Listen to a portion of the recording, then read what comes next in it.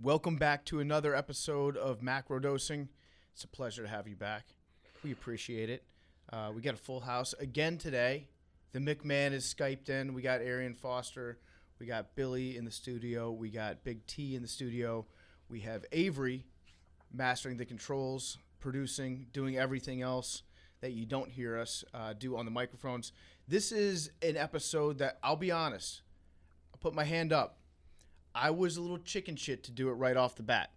Arian and I discussed this 2 months ago when we were talking about the concept for the show, different episodes that we wanted to do, and I was like, I don't know about that one. I chickened out a little bit on it, but I feel like now is as good a time as ever to do it. I know that Arian's fired up about it. So what we're going to do is, Arian had the idea to do an episode on Michael Jackson because after doing some research, and I think, Arian, you were telling me that, like, you thought that Michael Jackson was guilty as hell, like 100% guilty, and you dug into it a little bit, and now you're questioning stuff. And I was like, you know what? I didn't want our first podcast to come out and to say, like, Macrodosing, episode 1, Michael Jackson is innocent, you know? I would 1,000% have wanted that to happen. That'd have been amazing. So this is actually going to be the wrongfully accused episode. We've all got some people that we want to talk about that we feel were wrongfully accused, wrongfully convicted, things of that nature. And Michael Jackson is going to be one of the first ones that we get into. But before we do, a little current events going on. Hell is hot in the streets right now. We were actually talking. We were talking before the episode started, and Big T is so happy today because he was one of 1,000 people that copped the new Lil Nas X sneaker. No. And he So can't ridiculous. wait. He can't wait. He's fired. He's a hype beast. But we were You talking. got some red draws on today, huh? I bought some new Jordan 1s yesterday. Those are pretty cool. But Okay. Is there any blood in them? no, I'm out they're, then. They're white and gray. Well, they're made by Nike, so yes. But these shoes, these shoes, Nike didn't make these shoes. Some company bought 1,000 pairs or whatever Nike shoe it was, and then they made them. Right. Exactly. It's like buying a Chevy Silverado and putting truck nuts on it. Sure. And then Chevy is like, hey, you can't sell these trucks with truck nuts on it aftermarket. Yeah. That's a modification that doesn't align with our brand's values. But, yeah, we should probably get into a little bit of Lil Nas X just because I saw you tweeting about him yesterday, Arian, and I think we kind of agree that Lil Nas X is like a masterful promoter when it comes to this sort of thing.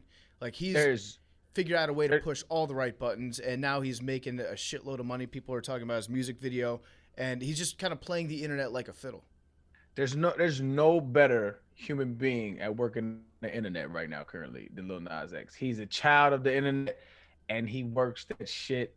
He is a master at that shit, and he's doing exactly what he intended to do, was just to cause controversy and stir up shit and get people to listen to his music, and it's working. You got governors tweeting about his shit. It's wild. It's wild.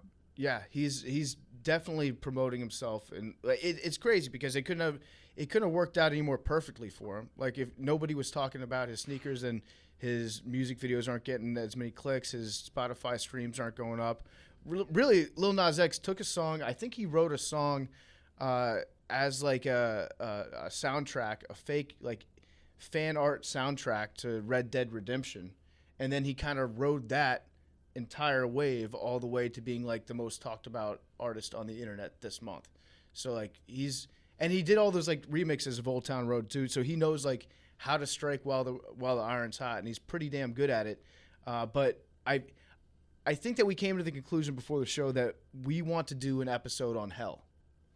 The entire concept of hell and where it came from, how it's different among different religions. Because a little known fact about hell isn't really, they don't really talk about hell in the Bible that much. Hell is kind of like a concept that is introduced lightly in the Bible, and then everything else that we know about hell, or that we think we know about hell, at least if you're coming from like a Judeo or more of a Christian background, is things that people have written just like speculating. Like 90% of what we think of hell came from a poem, came from Dante when he wrote the Inferno. Like, and then he just described what he thought. And the funny thing about Dante is like in that poem, he just basically like put all of his enemies on earth in hell. It was just a big fuck you to his friends that he didn't really care for. He's like, I'm gonna put you in hell in my book. and then that's what we think hell is now. But I know Billy was doing a little bit of cursory research into hell. Billy, are you a big believer in hell? Oh, I think, the whole idea and imagery used around hell is actually very interesting because it's mostly pagan. So it's very interesting to see how the church sort of used pagan imagery to symbolize evil, to be the antithesis to their dogma. Yeah, well, we can get into that a little bit next week, but it's one of many examples of how pagans have kind of like made Christianity convert some of their stuff to appeal to pagans to get them into the church. And like a lot of the Christian, like major religions like Christmas, it's basically like copying paganism so that they'll celebrate Christmas too. And like kind of going against what's actually written. Take it like one step further, man. Like it's like you said, it's a precursor. Don't get too deep into it, but like I'm gonna sound like a super weirdo saying this, but like the devil gets a bad rap. let me tell you why though. Let me tell you why. Like if you do the actual kill count in the Bible of how many people the devil killed versus how many people God killed, Yeah, bro, the devil is a good person comparatively. This guy literally flooded an entire earth because he was pissed off. Like that's wild, and you drowned in like babies and shit, right? So like. And another instance, right? This is the last one I'll leave because this is a precursor. We'll get to it. But like, if you think about like the Garden of Eden, right? God tempted people. He invented a tree that said, "Don't eat from the tree." It's like putting candy in a baby's crib and be like, "Don't touch the crib," and then leaving and coming back surprised. Like, why would you touch the candy? Be like, I'm a baby. That's what I do. So, regardless of that, the serpent, right? He says, "Yo, if you eat this, it'll give you knowledge." That's kind of cool, man. Like God wanted to keep you ignorant, and the devil was like, "You should probably know things. You should probably know things." And they were like, "No." The whole concept is wild to me. I don't worship the devil. I should have prefaced it with that. I don't think that whole shit exists. But it's interesting who we deem as good and who we deem as bad, and the reasons as to why. But, yeah. And so the devil was like a fallen angel. The devil organized a rebellion. The devil was one of the original victims of cancel culture, you might say. God said, I smite thee into a lake of fire, and I think there was ice involved. That's another thing that we'll have to get into, like, is hell hot or is it cold? Because I've heard it go both ways. Cold as hell, yeah. Oh, bro, that was a clip of all clips. The devil was the first victim of cancel culture. Peace out. It's a real Amazon worker versus Bezos situation. He was trying and God, Bezos, just struck him down. Big T is biting the insides of his cheeks. I think Eric, you want to know something else though? That's so in the Bible, the serpent, God says something to the effect of like, now all serpents, you're gonna slither on the ground like something. And there's fossils of snakes from however many million years ago that have like some hind legs. And so some people surmise that like if you're a believer in creationism and things like that snakes had legs, and then at some point it aligns with the Bible that God took legs off of the snakes. Anyway, back to Lil Nas X. There was 666 pairs of these shoes created, and there's human blood in them. My only problem with the shoe was no, the blood's in there. Is it legal to sell human blood? And I looked into it. It's not. Have you checked to see if there was actual human blood in yes. So I was like, where's the blood coming from? Like, is it donated blood? Like, where's this blood coming from? Turns out the designers just like straight up bled into this shoe design. But they don't say. I will say. Yeah. When they did the Jesus version of these 3 years ago, they said they had water from Jordan in the sole, and that was a lie too. Oh. Where'd they get the water from? Where are those? I'm unfamiliar with those shoes. Those they just Aquafina. The same company did it 3 years ago. It was like the Walk on Water ones or whatever, and it has like a cross on it. They're white with like the blue. 24, and they took. I'm sorry, I didn't mean to cut you off, but 2,400. Sorry. You go. Nope, you're reading. They're $2,400 right now on eBay. They look pretty sick. Jesus would love that his his water. Right, they're shooting- wildly blasphemous, like extremely blasphemous, but no one cared. Like they just didn't make any splash. There was no giant pop star helping push them. Like they just put them out. They got memed for a while and they died. These being Devil Shoes really struck a different chord. Yeah, it did. You know, another thing that I don't understand about this whole blow up is like how adults in 2021 don't understand that if you get outraged about something, especially something that an artist does, all you're gonna do is make that artist a martyr, and then all of his fandom subsequently will use his artistry as like the anthem for the counterculture that you're trying to push. It just, if you really care about this and you're like, this is blasphemous, it's like, just ignore it. This is not, you can't protest this away. It's like, that's not the age we live in. I mean, in a way, what Lil Nas X has done is not unsimilar from what Dave Portnoy has done over the years. Like every time he'll say something that offends some people, and then they talk about him more, and then he uses that to like gain popularity and gain eyeballs on the stuff that he's doing. Like it's been a game plan for a very long time, going back throughout history, that if you piss people off and offend people and you get them to pay attention, turns out a lot of those people are attracted to things that could be offensive sometimes. Some people get off on listening to that sort of thing. So like the marketing engine that he's spun up around himself, Lil Nas X, it's incredible to watch. And you can even go back, like, this is not a new concept for popular music even.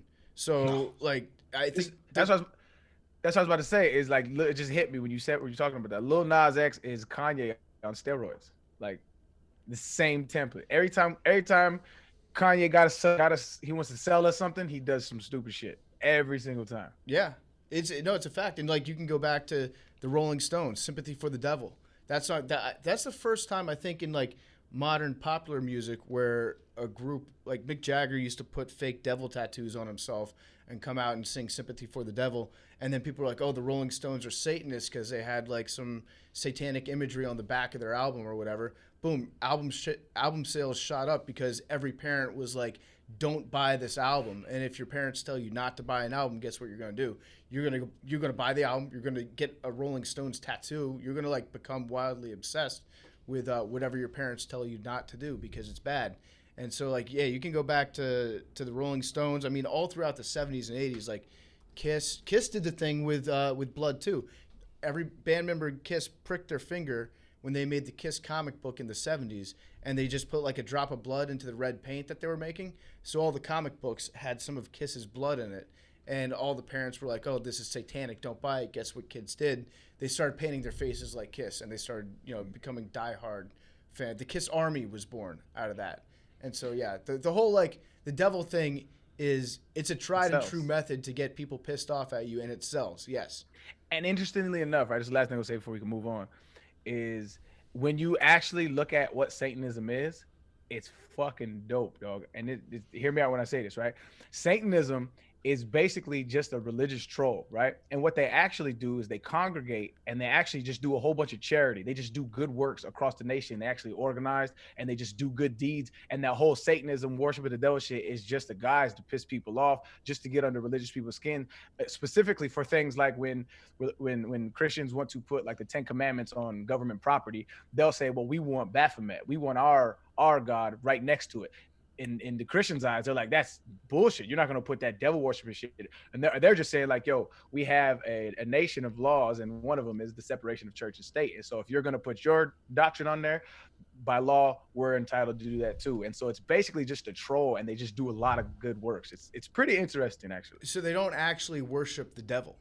They don't think God exists. So by that definition, they don't think the devil exists. It's not a thing. Interesting. Well, who was it? Yeah. Was it? I'm gonna get into some French playwright shit right here. I'm on that tip right now. We Finally. talked about that a lot. It was Sartre that said hell is other people, right? I don't remember I that. think the that, only French playwright I could even read. Yeah, that's why I went there. Hell is other people, which it makes sense because like that's just like canceling plans with somebody makes you feel great, right? So being by yourself, chilling with your thoughts, that's heaven on earth right there. Actually, you know what hell is? Hell is looking into a Zoom meeting. I'm done with Zoom meetings, man. I'm sick of this shit. like, and don't get me wrong, I love doing this podcast and having you guys here, but there's something Meetings. about these squares, I call it the kaleidoscope from hell, that when it pops up, I don't know, my body has like a visceral reaction to it. I'm like, not again. Please, not again. I could definitely relate to that, man. It's like the majority, like this is necessary, right? It's a podcast, but like the majority of like meetings that you meet with people, 98% of them could be emails, dog. We don't need to be here. We do not need to be here. Could you imagine working in like an office job where you have to do like marketing meetings or like accounting meetings and you've got 6 people on a Zoom call? We have to do that occasionally here with our marketing people or the PR people. And man, it's tough. I don't know how. I honestly have to take my hat off to people that are able to survive in that type of office environment and actually be productive when half of their day is Zoom calls, because that is hell to me. Just real quick, I googled this "hell is other people" thing, and it turns out the guy Sartre who said that is very upset that like the way that we were using it, that's not what he meant. That's how I interpreted it, though. Okay. Well, That's he art. said hell is other people has always been misunderstood. It's thought what I meant was that our relations with other people are always poisoned, that they are invariably hellish relations. What I really mean is something totally different. I mean that if relations with someone else are twisted, vitiated, what, I've never seen that word before, and that other person Billy, What's up? Vitiated. what's the word, bro? VITIATED. Look that up, Billy. Anyway, he's saying that's not what he meant. But Okay. So, but in terms of clarifying himself, he just made me more confused. yeah, I don't really get what he's saying either. That's the French. That's the French for you. Vitiated, spoil or impair the quality or efficiency of. Is that how it's pronounced? That is its definition. Vitiate. It's vitiate. Vitiated. Vitiated. Now we're getting somewhere. Is that how it's pronounced? That is its definition. Yeah, no I- idea on what pronunciation. I like my definition better, which is hell is a Zoom meeting. Boom. Yeah. Done. No rat. So yeah, we'll get into hell. I feel like hell would be a good topic for next week to dive into. I don't know how you guys feel about it. It is. They pointed out to me it's Easter Sunday coming up. Ooh. I don't know. Are we pulling a little Nas X? Put a by little doing Nas X, the hell episode right afterwards. I like it. I mean, you can't have Easter without hell. It is pivotal to the 3 days. That's have true. to. You How do- have to. How do you feel about that, Big T? I want to be respectful of your beliefs. Well, I said out there, I think hell's a great episode. Okay. Hell is great. Yes. You heard it here. Nah, from not Big what I T. said. That's So, what Big T said. Can't take it back. Before we get into the wrongfully accused episode, I want to talk to you guys. Actually, I don't want to talk to you guys about our sponsor. I want Billy to talk to you guys about our sponsor because Billy actually uses this service, and I think we're like 4 for 4 in terms of the last 2 episodes of giving ad reads to people who actually use the services. So Billy's very passionate about this one. A few decades ago, private citizens used to be largely that, private. What's changed? The internet. Think about everything you've browsed, searched for, watched, or tweeted. Now imagine all that data being crawled through, collected, and aggregated by third parties into a permanent public record. Your record. Having your private life exposed for others to see was once something only celebrities worried about. But in an era where everyone is online, everyone is a public figure. To keep my data private when I go online, I turn to ExpressVPN. One of these data points is your IP address. Data harvesters use your IP address to uniquely identify you and your location. So if you, like me, believe that your data is your business, secure yourself with the #1 rated VPN on the market. Visit expressvpn.com/macrodosing and get 3 extra months for free. That's expressvpn.com/macrodosing. Go to expressvpn.com/macrodosing to learn more. Love it, Billy. Okay, so it's time for the wrongfully accused portion of this episode, and Arian is going to lead us. So Arian is still hungover from last week, but he's here physically. Not true. One of the reasons why I do enjoy drinking so much is because I don't get hangovers. So that's really the problem. I just wake up drunk. That's my hangover. I'll just be more drunk the next day. I know. And then I was going to say, it honestly pisses me off that every time you say that you don't get hangovers, I'm like, fuck you, man. it's wild, right? So everybody's like, "Oh, last night killed me." I'm like, "What are y'all talking? I just don't know what you're talking about." Like, I just wake up like I still feel amazing. And then my dad told me, like, because it was his birthday in February, and he was like, he he's like, have a glass of wine with me, son. I'm like, nah, I drank a lot yesterday. I'm gonna chill today, and I don't want to be faded 2 days in a row. He's like, hair of the dog, little nigga. And I said, what? He said, hair of the dog. And I was like, what the fuck are you talking about? You're just saying words. And, it's like, I guess it's this saying. It's like, it's an old saying, like hair of the dog. It's like when you drink the next day, that helps you cure the ailment of the hangover. I guess it's like a folklore. Like, I don't know. Yeah, hair of the dog to bitch you. If you get a lock of their hair, then you feel good. I don't know if that part actually works. But no. Okay, that makes sense. Yeah, but I was a little wavy during the ocean episode, but I'm back, not hungover. Here we go. All right. All right, so let's get into it. Michael Jackson, Big T's wearing his Predators jersey in honor of your topic, Arian. I just noticed it. I'm sorry. Yeah, no, that's what it was. We should preface this entire episode by saying this all falls under the category of allegedly, right? Parody law. Right, because I don't know what Arian's going to come with on MJ. Right now, I'm operating from the standpoint of Michael Jackson is guilty as hell. He was a great musician. His songs are still cool as shit. I love listening to him. You say the greatest, I'd say probably like, yeah, he's top 10. He's the greatest entertainer. He's the greatest entertainer of all time. It's not even that close, actually. Red Panda, the lady that rides a unicycle that flips the bulls at halftime. Red Panda is okay. Yeah. You got me there. It's a toss up between those two, maybe Pee Wee Herman, but other than that, all right, Michael Jackson. All right. Now, when I first dug into this, right, and so what I really want to do is I did a 2-hour podcast on my previous podcast about this specific topic. It was just 2 hours and like 30 minutes, strictly talking about this because that's how deep it goes, right? And so I don't know how long I got. Maybe I'm gonna take like 20, 30 minutes on it. So I'm just gonna give you the basics. But maybe we could link it with our episode underneath, the tweets or whatever, just so y'all can get like a full breakdown of those who are interested. So when I first started digging into this, I grew up thinking Michael Jackson was guilty. It was kind of the folklore around it. It was just kind of everybody knew, hey, Mike, that's Mike. But he makes great music, and so we used to separate the art from the artist. But I was for sure that he used to touch children. We all had jokes about it. But then the Leaving Neverland documentary dropped, and on HBO, and the Leaving Neverland documentary featured two accusers, who was James Safechuck and Wade Robson. All right, now I already thought he was guilty, and so I watched it reluctantly because I wanted to have concrete proof. I was like, here it is, here's the proof. This was one of my childhood heroes. This is what it is, but I'm gonna go ahead and face the music. It's time to put Michael Jackson to bed. And when I watched it, I got a feeling, right, that I was being lied to. And it's nothing that I could have proved off top, but it's just something didn't sit right with me. Like I take sexual assaults very seriously. I do believe you should believe people. And every case is different, but in this instance, when they were telling me this, I just got the feeling that I was being lied to. Something didn't sit right with me.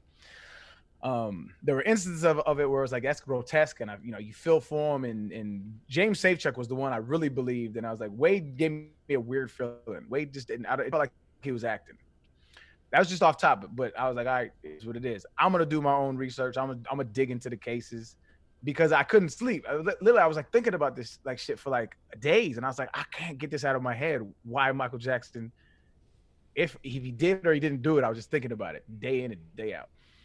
So I spent the next month digging into court cases, and I'm talking about reading depositions. I'm talking about reading testimonies. I'm reading doctors being interviewed, lawyers, judges. I'm reading everything, news articles. I just dug in, and there's a specific timeline. And what I found is it all stems from a initial allegation, and we'll start with the Jordan Chandler case. All right. Is there any questions before I go on? Because I don't want to go on too long. Y'all got any questions thus far? So you're saying that there, all the allegations surrounding Michael Jackson, it might just be because I'm not that familiar with the details of everything around him.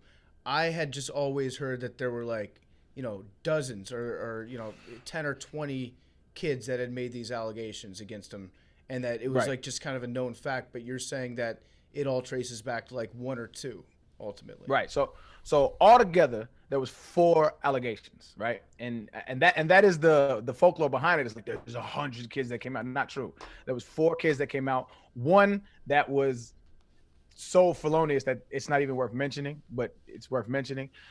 So 4 total that they actually like went to court for, and 2 of them were posthumous. So like not until he was dead. Post mostly So- is how you pronounce that. If you listen to part of my take, you'd understand that this is Hank has figured out how to pronounce every word correctly, and that's one of them. But I'm sorry for interrupting. Postmostly. Yep. Got you.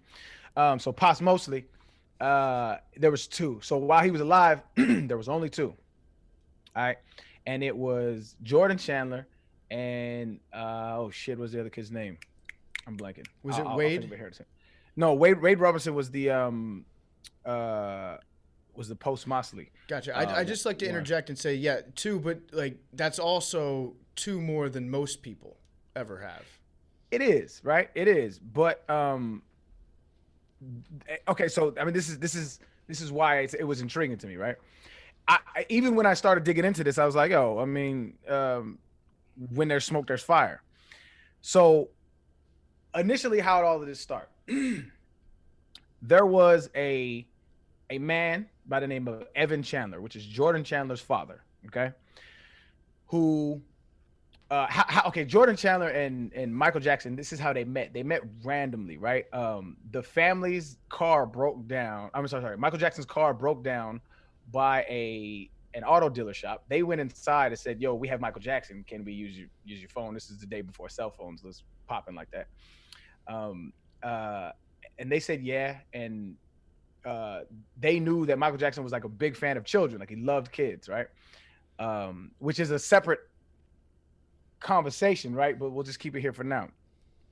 So they were like, yo, we have a son who's a fan. We would love to introduce him. And he's like, and this is why when I say I started out thinking Michael Jackson was guilty, and I ended up thinking not only is Michael Jackson innocent, he might be one of the most purest, kindest human beings that have ever walked this earth. And that's a wild claim to make, but I go into detail, like I said on that podcast. I'm not gonna have time to do it cover everything here.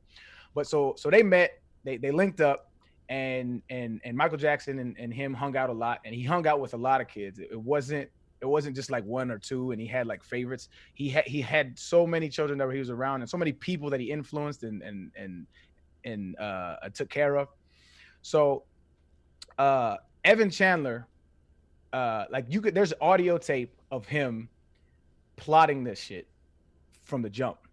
He was a scriptwriter. He actually wrote Robin Hood Men in Tights. Great movie. Which is fascinating. And he was trying to get like put on like by Michael Jackson. And Michael Jackson was like, yo, I don't really got nothing for you. Evan Chandler then is on videotape, right? Because at this time, like things grew. Jordan's mother and Evan, the kid, would spend a lot of time with Michael Jackson away from the father, right? And he started to get like upset, and he starts levying accusations, so much so that they alert Michael Jackson, like, yo, he's like really wilding right now. And so he's starting to say things like about my son and you. And that alerted Michael Jackson. So they started like recording phone calls, stuff like that, just to like cover his bases. And one of the calls was Chandler's stepdad, the little kid's stepdad, was on the phone, and he was like, I'm going to get this fucker. I'm going to get him so bad. I'm going to get him in. And the audio tape will be, like I said, in that podcast. We'll if you're interested. But he's basically saying it. I'm gonna get him. I'm gonna get him. He's gonna be sorry. He wishes he never did. Yada yada yada. And so it began to be just like a plot, like a money plot. And they tried to settle it. And Michael Jackson's like, I'm not paying you no money. Like they met with him. It's like, I'm not paying you no money. Like it's not gonna happen. So what they ended up doing is they gave this is when I knew it was bullshit from his father. If I'm asking you, PFT, if you say you got a child and you figured out that he got molested, what is your next move? I call the cops. You get the authorities involved, brother. That's 1,000%. This man figured out, and this is all timeline documented, right? Corroborated by his brother that wrote a book, court documents, everything. When he found out, his first move was he hired a lawyer. Okay, he hired a lawyer, and that lawyer suggested that they go to a child psychologist to get a quote unquote confession. So they had Evan tell him what happened. Okay, but that wasn't until a month later. So you don't go you don't do anything for a month when you find out your child has been touched by a grown man. You wait an entire month, you hire a lawyer, then you take him to a child psychologist so you don't get the authorities involved. By law, child psychologists have, if they hear something like that, they have to get the authorities involved. Yeah. The authorities didn't get involved. The Santa Monica PD then files an investigation, right? So can I jump in real quick? Please jump in. Playing devil's advocate, playing Lil Nas X advocate right now. If I was the parent and I'd probably go to the police like very first thing. That's like the instinctual thing to do. But if you're dealing with somebody who's like the most famous person in the world is the person that you're accusing, you might want to take some time to get your ducks in a row in terms of like, okay, I am obviously going to need to file a legal battle of some sort. I'm going to need to have like, it's not just a standard case at that point when it's the most popular entertainer in the world. Billy? First question. Is this the first accuser we're talking about? This is the very first one. But yeah, I understand. Yes, my instinct would be like, okay, call the cops, get him arrested immediately. You know, it's either it's either that or show up at his house and be like, hey, let's do this. I'm going to take care of you right now. Got you. Okay, let's say you're right. Let's see if your tune changes after the subsequent events. All right, I'll grant you that. I call bullshit, but I grant you that. All right. So after the Santa Monica, after that county gets involved, they then get warrants to search Michael Jackson's home, his offices, everything. They strip search him, take pictures of his genitalia, all of this stuff, right? After they do that, the Chandler family then files a lawsuit in criminal court. In civil court, not criminal court, okay? So for the people that don't know, there's a very big difference between civil court and criminal court. Civil court is just about money. The bar of evidence for standard of proof is very low, and it's just about money. And for reference, I mentioned this in the pod as well, is like when OJ was on trial criminally, right? His criminal trial went first, okay? Then he won the criminal trial, but he lost the civil trial. The civil trial was just about money he had to pay the family, okay? Right, it's like it's beyond a reasonable doubt in criminal cases, and then it's preponderance of the evidence in civil, which means like 51% to 49% is enough. The standard is very low for innocence or guilty in civil cases. And here's where it starts to unfold. Okay, this was a money grab, and he got indicted by two grand juries, right? Two different grand juries saw all the evidence. He didn't get indicted by two different grand juries. Two different grand juries saw the evidence levied against him, and they didn't indict. They didn't see enough evidence to even give him a charge, right? So that's the county. The county is filing criminal charges. They're trying to get Michael Jackson prosecuted. Two grand juries didn't have enough evidence, didn't feel like they had enough evidence to indict, right? On top of that, the Chandler's family's lawyers for the civil case filed a motion to the judge that says we want the civil case heard before the criminal case. Think about that. You're saying I want the money before the prosecution. There's no statute of limitations that short. You can get the criminal pushed and then go for the civil. They're saying they filed a motion saying we want to get this one out of the way. Well, Michael Jackson's response is, yo, if I lose the civil case, it's just about money. If I lose the criminal case, I'm going to jail. They then filed a petition that said, no, let's lay off on the civil until after the criminal. Let's take care of the criminal, because what do we know about lawsuits? Lawsuits is basically just a game of chess, right? It's like, here's my evidence, here's your evidence. Now, if I present my evidence in a civil case where it's just about money, the county then has access to that information and now can counteract their argument against it, right?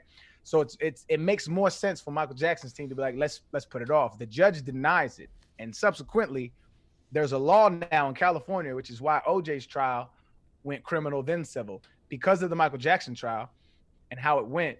There was a law that was written just specifically because of this that says if it's something like this, then you have to proceed with the criminal and then the civil. Interesting. Right. All right. So wait, what were the exact accusations by the kid? I feel like we should address that. Sure. What did he accuse Michael Jackson of doing? I mean, there's I couldn't tell you like the exact like the charges, the criminal charges, but it was he was touching him. He made him touch him. He made the little boy touch him. He played with him, and there was like stuff like that. I don't want to get too grotesque, man. I got you. So it was molestation. Yes. Okay. Yes. 1,000%. And there's different like evidences that I could go down and go into, and it gets really deep. That's like, so somebody can get a fucking law degree about this shit, bro, because it gets so deep, and that's why it took me so long to research. But so they push it as much as they can, right? And the Michael Jackson team, who then hires Johnny Cochran, who's known for settling cases, then says, the day before that they were going to go into the trial, they're like, all right, let's just settle this. Let's just settle it, get it out of the way so that we can then focus all of our energy on the criminal case, because that's the shit that really matters. They end up settling the case. Now, colloquially, just like in normal society, in our minds, it's like, oh, you paid him off, right? Because people don't understand the nuances of criminal versus civil, right? And even the lawyer for Evan Chandler was like, nobody paid anybody off. The criminal case is still ongoing. You can literally find clippings from the LA Times about how the criminal case is still ongoing after the settlement. The settlement was purely because the judge ruled against holding off on the civil case. So they said, let's just settle. It is what it is. Let's focus on the criminal case. After the civil case is settled, okay, Tom Sneddon, the DA for Santa Barbara, tries to get Evan Chandler, the father, Jordan Chandler, the child, and I think it's Judy, the mother, right? All three of them tries to get them to testify so they can press charges against Michael Jackson. All of them refused. This is the criminal now. This is the criminal cases. Nobody wanted to move forward with the criminal charges against Michael Jackson. On top of that, after the criminal case is settled and they won, it's disputed about how much they got from him. It was like anywhere from like 15 to like 25. Nobody really knows because it's under wraps. After they won the money, Jordan Chandler, right, files for emancipation from his parents. So he no longer wants them to be his legal guardians. Fucking wild, dog. They fall out. They don't fuck with each other, right? Subsequently, and I'll touch on this in a little bit later, the FBI is doing a criminal investigation on his 2005 accusations, right? And they interviewed Jordan Chandler, and they said, "Will you come forward in defense of this new kid?" And he said, "No, I'm not testifying. And if you continue to pursue me, I'm gonna press legal charges against you." And he's talking to the FBI. So Jordan Chandler, to this day, who's alive, refuses to remain silent. He filed emancipation from his parents, and Evan Chandler was pushing for this, lobbying for this. There's literally videotape of him saying, "I'm gonna get this dude. I'm gonna ruin his career." Whoop de whoop, right? Even more interestingly, after he got found not guilty, after Michael Jackson died, I think it was either after he died. It's been a while since I looked at it. Either after he died or after he got found not guilty. Evan Chandler, the father, ended up committing suicide. Fucking crazy, dog. Okay. Now, Arian, I know the answer to this, but for the listeners, what is your reasoning behind Michael Jackson's whole Neverland ranch, sort of like Wonder World for children, like a Disneyland away from Disneyland, all sorts of cool stuff. You know, Macaulay Culkin hung out there and stuff. What was this grown man doing with little kids all the time? Right. And so to me, I would never feel comfortable in the bed with another child that wasn't mine. Right. I just wouldn't. But I'm also not Michael Jackson. Okay. And on top of that, when you sleep in Michael Jackson's room, it's not just one bed. Like, it's not 12 kids in one bed with Michael Jackson. Dog's bedroom was like 2 stories. Right. He didn't have a regular bedroom. So there's like pinball machines there, games, there's candy, there's like, it's just like a amusement park in his room, right? And if you want to understand his Michael Jackson psyche, right, you really have to listen to him talk and listen to the people that love him talk to him and about him. He was a child star, world famous at 5 years old. The Jackson 5 were huge, right? he also had an abusive father who used to beat the shit out of him and make sure that they were in alignment, right? And so psychologically, it just messes you. You never got to experience playing in the park. You never got to experience playing hide and go seek tag. And so when you're Michael Jackson at 5 years old, you're thrust into superstardom, and then you make one of the most amazing albums of all time from Off the Wall, and then Thriller, and then you're just thrust into this, like they used to say, like, who's more famous, Michael Jackson or Jesus? Like people forget how famous Michael Jackson was. He was like super famous, and so he never got, like, this is wild. He once bought out a supermarket, right? Closed the supermarket for a day and paid employees to just pretend like they were shopping so he could feel like he can go shopping. Fucking crazy. Like, that's wild. But to be isolated from your own stardom like that is psychologically damning. And so him, when he explains it and you listen to him explain it, it makes sense to me. Kids didn't give a shit about Michael Jackson being famous. All they cared about was, look at all this cool shit he has, and I want to play. And to him, that was the most purest, honest form that human beings were. And so to him, he just wanted to be surrounded by that energy, because adults were all conniving. I mean, think about it. Will Smith once said that he has a lawyer on retainer because he gets sued so much. And that's Will Smith. He's famous as shit. Michael Jackson was exponentially more famous than Will Smith. Michael Jackson was getting sued all the time. And so everybody you come across, everybody you meet always wants something from you, except for who? Children. They don't want shit from you. And so he relished in that energy of, like, pure joy. And so he played with him. He jumped. And like you said, Billy, like Macaulay Culkin used to talk about all the time. It's like, we would go over there. Macaulay Culkin defends him to this day, by the way. Macaulay Culkin would go over there, and it was like, we would just play with squirt guns, trampolines, like, and just all day. He was just a bit, they would climb trees, shit like that. Shit that I want to do right now, but I don't got the energy or the needs for. But it's like, his psyche was not the normal psyche. And for us, and for me, because I used to judge what he was doing from my vantage point, it just doesn't make any sense, because I'm not Michael Jackson. Like, it is what it is. He rented out Disney World one time too, but I think that was more along the lines of he didn't want to obviously, like, go out in public and have everybody ruin his time at the amusement park. He wanted to go on all the rides, like, by himself. That's such a sick flex, though, is to just, like, buy an entire supermarket and be like, just do what you normally do, and I'm gonna shop, and then just act like you don't know me, act like I'm normal. Like, I can't even That's imagine. what it was. And you're right. Like, if you're Michael Jackson and you're one of the most distinctive looking people in the world, you can't go undercover anywhere. Like, for me, if I ever want to go to, like, a Buffalo Wild Wings in Boston, Massachusetts, let's just say, and watch football on Sunday, and I go undercover, like, I can put on, like, a beanie, put my hair up, take my glasses off, actually, and then nobody will know who the fuck I am.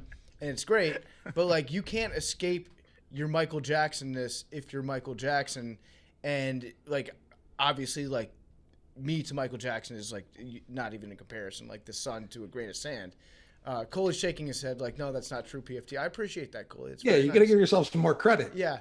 No, but I'm saying, like, for him, like, he had no escape from being Michael Jackson, and everybody that he met obviously wanted something from him all the time. So I understand, like, don't get me wrong, I get the whole, like, stuck in, and I think psychologists have proven this, like, if you're abused at a certain age in certain ways, you kind of get emotionally stuck in that age, and it's hard for you to advance and to mature past that. And if he's like a 5-year-old who gets fucked with in terms of, like, obviously his dad beating him, but also just worldwide fame, you're gonna be stunted in your growth a little bit. So I understand that. So that, I guess that's the first part of it. Big T, you have any questions? Not a question so much. I do think the way Arian described, like, you know, how much that would fuck with your psyche to be, you know, thrust into superstardom from an age like that, and then, like, kind of use that as it just seems is a weird dude. I don't know. It just having, like, like, I can see it both ways. What you said makes perfect sense, like how that would, like, regress your mind and you would want to, like, make children happy and shit like that. But I could also see somebody being like, any, you know, did he have $1 billion? He was probably a billionaire, right? Close to a billionaire who has, like, a children's theme park in their home might be a creep. I don't know. It seems odd to me, but the way you described it makes sense. Yeah, no, and like I said, I went into it thinking he was guilty and left thinking like that was just a good dude, bro, and got hella taken advantage of by pieces of shit people. But so I just want to move forward because it's a lot to get to. And I don't want to take up the whole episode on Michael Jackson. I could though. I'm gonna lightly mention the last case of his life, which was Gavin Arvizo. Gavin Arvizo, and I'm not gonna even talk about it too much because it was so full of shit. Like if you dig into this case, you'll laugh at it, and that's why he got off. If I was to tell you, any of y'all, if I was to be like, yo, listen, man, it's gonna be my last Macrodosing episode. I just got hit with 10 felony counts and 14 misdemeanors. What would y'all say? Yeah, yikes. I do a lot of tugging at my collar on my shirt. Bro, so he got hit with 10 felonies, 14 misdemeanors after this accusation, right? Not one of them shit stuck. And the reason why not one of them shit stuck is because it was a blatant attempt to fuck with him. These people were caught on camera lying. These people were caught on camera twisting their story. None of their stories matched. The kids' stories didn't match. They all said different things. They were in different times and different places when they said they weren't. I'm just gonna leave that one where it is. And if you really want to dig into it. But it was so felonious, and this is why Michael Jackson got off. But it was also the most highly viewed because Michael Jackson was really famous by that point, right? Like extremely. And it was just one of the most biggest publicized cases of all time. And that's the only reason why we remember it, because when you dig into the details of the case, it is horseshit. And they knew it. Everybody knew it. Their lawyers even knew it too. It was just a money grab, and it was nonsense. When you hear 10 felonies, though, you're right. It's like double-digit felonies. At that point, I'm like, that guy's guilty. Something gonna stick, and not one of them stuck. The judge, like literally, like during the trial, was like, "Are you serious?" Like that kind of stuff. The mom was over here like talking shit to the judge. Like it was wild, dog. It was a shit show. It was a whole shit. It was a shit show. It was wild. I won't spend too much time on that. I want to now get into the postmostly allegations, which is James Safechuck and Wade Robson. All right. So why do I think these dudes are lying? All right. The reason why I think these dudes are lying is because there is just a trail of misinformation and a trail of lies, and they're provable lies. Okay. We'll start with the first one, right? James Safechuck. James Safechuck made a very specific claim in Leaving Neverland.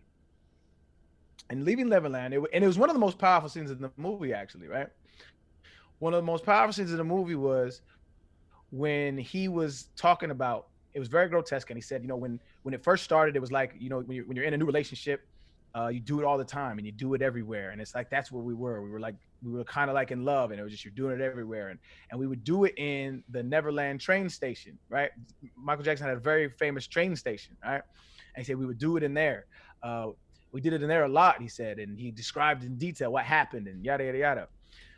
Well, funny thing about that shit is you shouldn't have said that shit. James Safechuck, they didn't mention this in the documentary, but him and Wade Robson are suing the Michael Jackson estate for over $1 billion. Okay.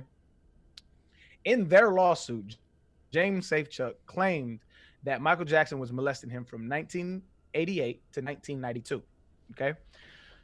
That train station didn't get approved for building. Their documents and his records from the company didn't get approved for building until 1993. So I'm not saying that you're misremembering your molestation, but misremembering it in a place that is famous, like the Michael Jackson train station, is very telling to me. Mm-hmm. There's several instances like that throughout his entire story that just doesn't make any sense, right? So even afterwards, when he was the entire narrative of James Safechuck's story was that Michael Jackson stopped messing with him because he was older, right? He stopped talking to him. He stopped messing with him because he was older. So the entire thing was like he only had little boys around him. Well, James Safechuck later says that he came back around when he was 16 and he was helping him out. And there's video of him holding Michael Jackson's umbrella when he's like 16, 17 years old, and him doing things for him and hanging out with Michael Jackson. So it ruins your entire narrative that Michael Jackson stopped messing with you, right? Like I said, there's instance after instance after instance, and I would be here all day going over all those details. I'm just giving you a baseline of mistruth that these dudes have said. Wade Robson, I feel like, is the biggest liar of both of them, because this dude. So one of the dopest parts about this is when I did this podcast. The Michael Jackson family estate, they actually reached out to me and it was like, this is like a really good breakdown of this, and we want to meet you. And so we met and we ended up chopping it up.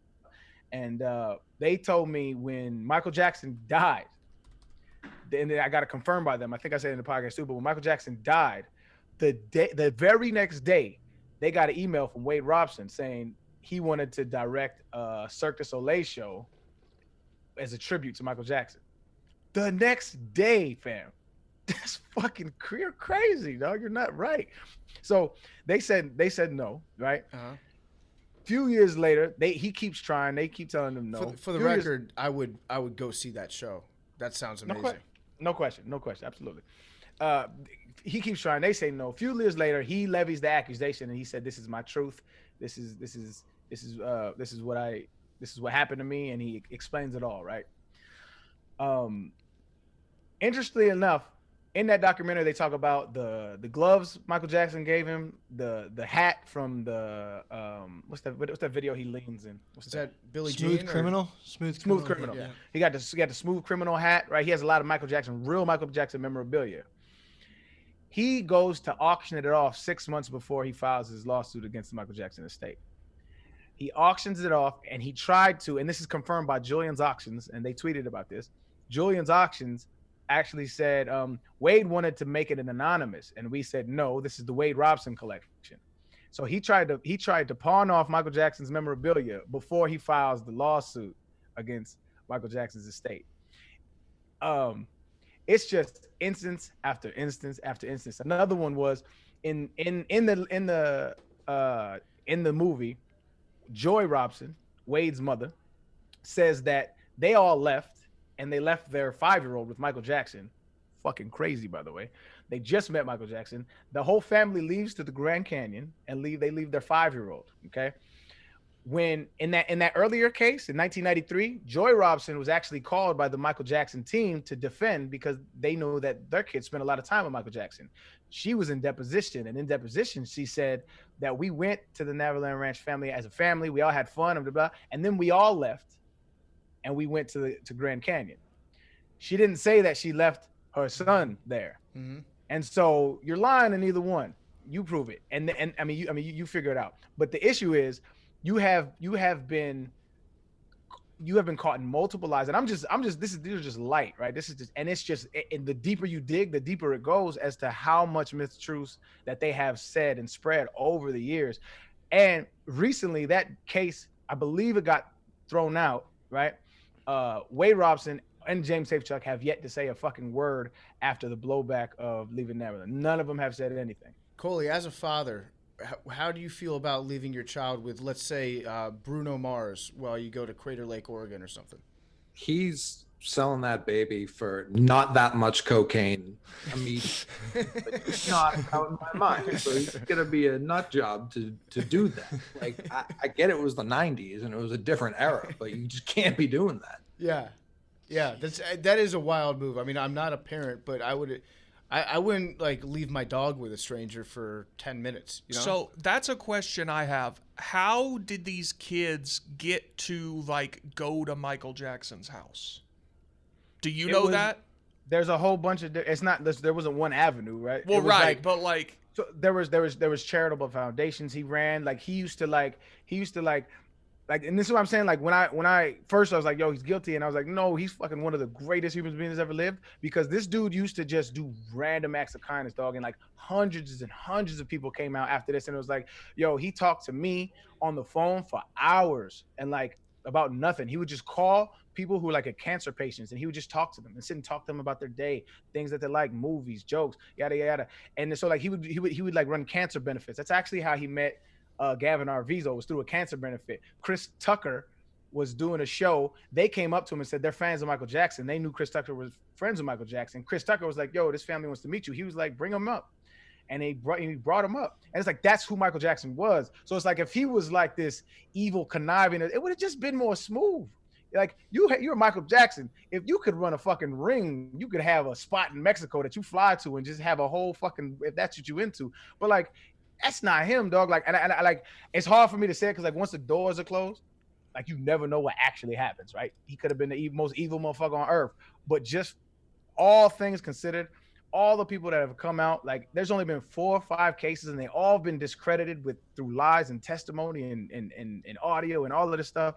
It's just like there would just have been more, because the one thing, like if you talk to any child psychologist, is pedophiles have a trail of this shit. It's not just one kid, it's multiple kids, and it's a pattern that they have, and they do it, and it's a specific pattern. None of this follows a specific pattern, none of it. So with Safe Chuck, I remember watching Finding Neverland or Leaving Neverland, and there was Finding Neverland. there was that one part where, was it him where he like recalled talking to a psychiatrist and having all the memories like come back? Is that what he was saying? Like he remembered when he was like in his 30s, right?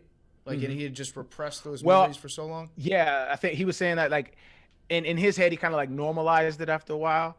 And then after the unwinding, he kind of came to grips with what had happened, which that's not what I'm discrediting or discounting, right? Because I take those accusations like very seriously.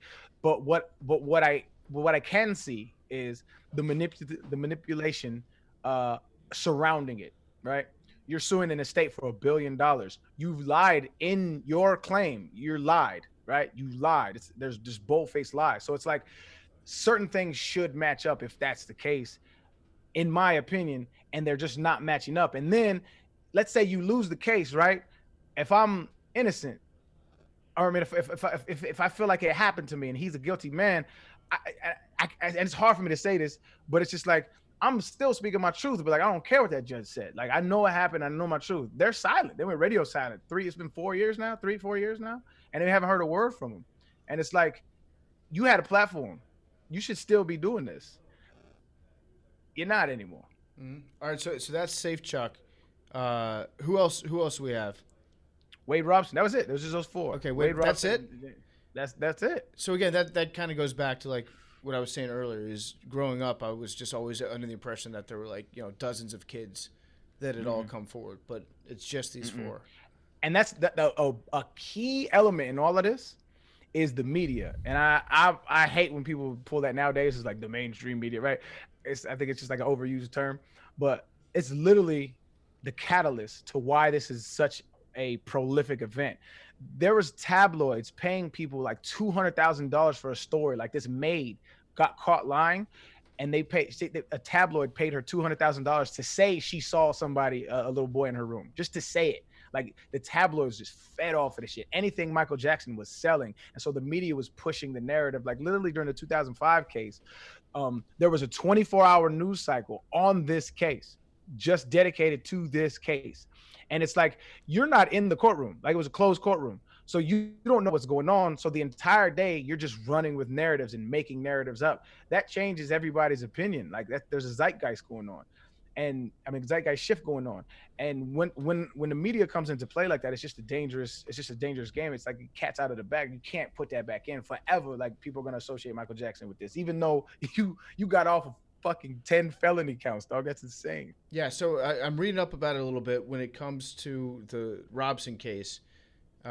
So what the blatant lie was, he was like, I've only discussed it one time, and then they found thousands of emails where he's working out his story, going back and forth after he said that he had only talked about it one time on email with one person. So yeah, I mean, there's obviously inconsistencies. I don't know if I'm ready to be like totally. I think I need to go listen to your other podcast, Arian. Listen to it. It's like 2 hours. I just levied like accusations, or I mean, I'm sorry, like misinformation, like of each one. But if I go into really big detail and there's a timeline, right? It took me like 2 hours to get through it, but it's like a timeline. And as to why it all kind of ties together, like from the 93 case all the way to 2005 case, all the way to these new accusations, it all is kind of woven together because they all use the same pattern. And there's even a deeper plot here, that there's an actual dude who was facilitating all these kids. Like there's this one cat, I forget his name. He was a famous child actor.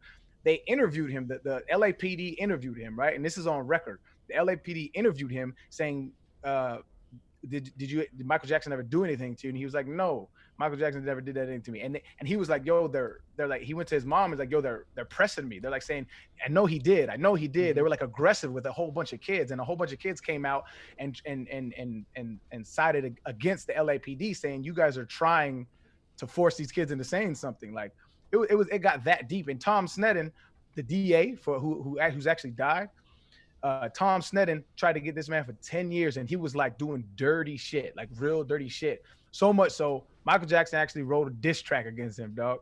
It's on his what is that? Whatever album cover. It's like a greatest hits album, but it's like he has that statue. I forget. His story.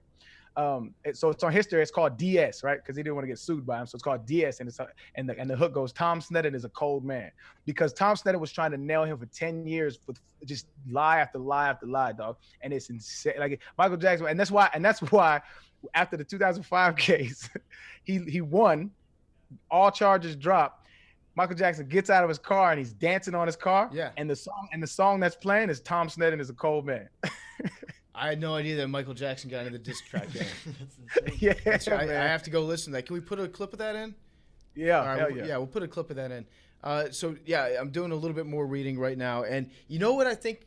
I kind of blame Jay Leno a little bit. I think that Jay Leno has a part in this, because, like, going back to the whole like thinking that there was dozens and dozens of kids. I think a lot of that comes from the fact that Jay Leno was out there making Macaulay Culkin jokes 5 times a week, thinking that they were fresh every single time, when Macaulay Culkin was never one of the kids that accused him of doing anything wrong. And like you said, he actually like stood on the table for him later on and To said, to this day, yeah. And so like Jay Leno, it was like the best thing that ever happened to Jay Leno was the Monica Lewinsky scandal, because then he finally got to start writing new jokes after the Macaulay Culkin stuff was over. Because like if you go back and look at that shit from like the mid '90s, he was just dropping like casual child molestation jokes about Macaulay Culkin on a nightly basis. But yeah, I'm pretty sure that got into my head somehow.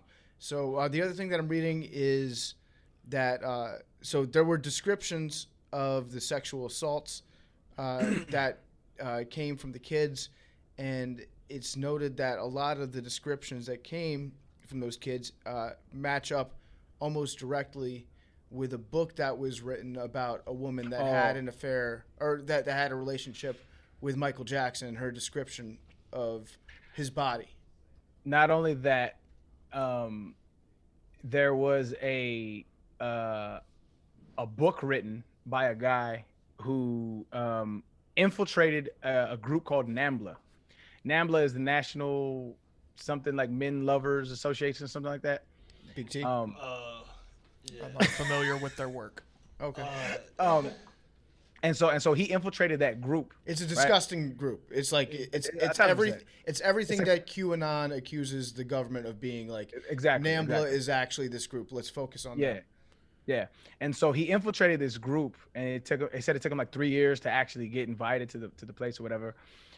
He ended up overhearing that like when the first accusations were going on, that they were like, yo, Michael Jackson, it would be great if he came out, because it would normalize pedophilia. Like and so he then tried to coerce people into blaming Michael Jackson. Literally, a news crew did a story on this kid who was like, I got touched by Michael Jackson. They flew out.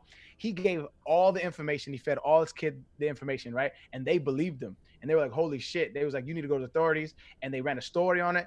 And in interrogation, he ended up cracking and saying, I'm lying. Somebody told me to do this. Like that's how deep this shit got. It was just from all angles.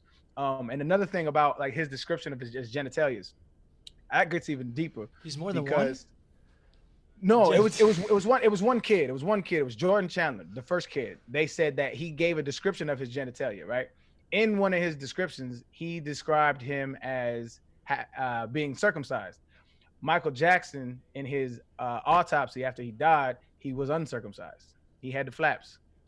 On top of that, the DA, Tom Sneddon, had an opportunity to admit that evidence in and refused to, and didn't want to do it. Huh. Why would you leave that out? I don't know. Billy's got a quizzical look on his. Circumcised is when they cut the Oh. foreskin off. Oh, yeah. Yeah. Anteater versus helmet. Perfect. Yeah. All right. So I mean, all of that to say is like dog. At the very least, if you indict Michael Jackson in your mind, you're doing so under the pretenses of what you have been told. If you actually dig into the cases, there's way more gray area than we are led to believe. And when you really dig into it, like really, you find that not only are they probably lying, like you can pretty much, I would be willing to bet that they're lying. There's just too much evidence that says otherwise. Okay. Well, that's all right. You gave me a lot to think about. I'm not ready to say that he's innocent. I will. I'll stand on the table. I know- MJ innocent. I know he will. I think. Hey, give me a little stamp like a MJ innocent. I want that. I think that there's a lot of stuff that I did not know about the Michael Jackson cases that I just, I didn't follow it that closely when it was happening.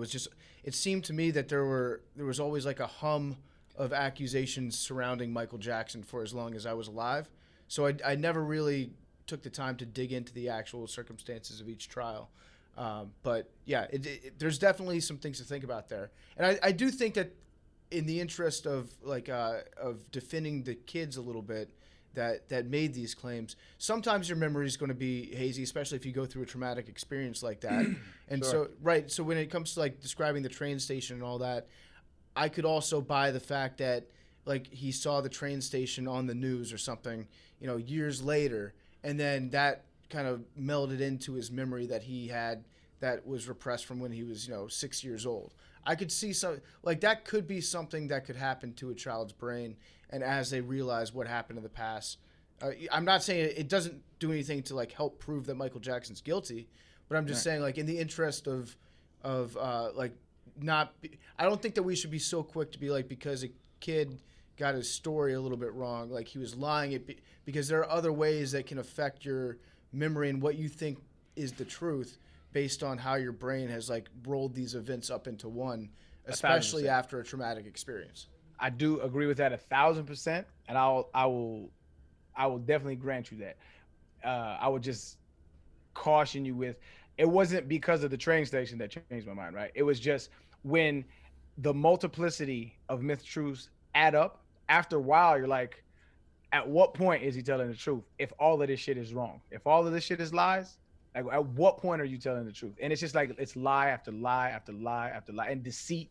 Like they covered evidence. Like literally in the documentary, like James Safechuck, they shot something, realized they fucked up, shot it again, right? And they tried to keep the scenery the same. They tried to keep his shirt the same, but there's little nuances in how they fucked up. And it was like months later that they came back and redid it. And so like little shit like that, dog, it's just like after a while, it's like, all right, man.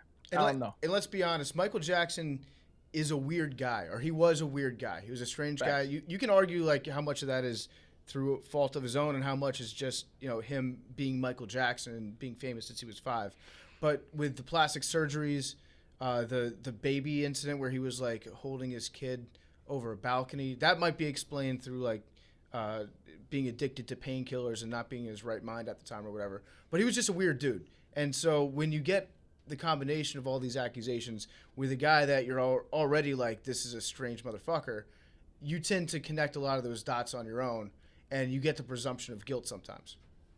1,000%. I disagree with it, but I get how people got there because I was there. 1,000%. All right. Anybody else have anything to add to the MJ discussion? Billy? Coley?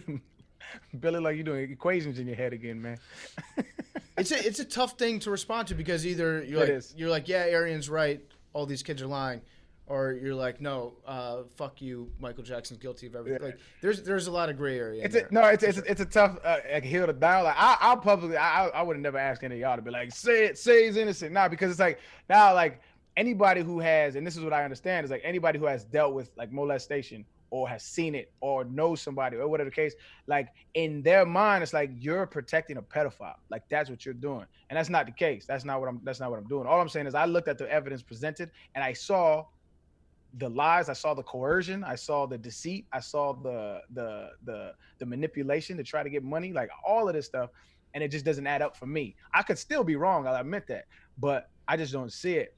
And what I don't want to do is shame other people. If you or anybody, and this is when I get the serious part of it, is like if you or anybody has seen it, felt it, whatever, like speak your truth in the time that you want to speak it. I'm not saying that you should do any of this anybody's way except for your own. This is just my conclusion on the Michael Jackson case, and that's it. And it's a tough hill to stand on, and I've already experienced the worst of it when I first came out with my podcast. Like, I was, oh, you're a pedophile sympathizer. Like, oh, whatever, nigga. All right. So if Arian's right, like you could make the argument Michael Jackson is the most publicly wronged person in the history of the United States. Like you could No question. You could honestly say that. Like it's pretty fucked up if you're right about all this. Also, fuck those NAMBLA guys. Like it blows my mind that they are public and they're like, this dude could be our spokesperson. Like saying if he were to come out as like an open child molester, like get the fuck out of it. Those guys should all be arrested. No question. I'm not a fan of pedophilia. I think it's disgusting. I think that they have a mental disorder, and I think that it is abhorrent. I'm not a fan. Okay, that's another thing that we're against on this podcast. Why would you say something so controversial yet so brave? I mean, you know me. Yeah.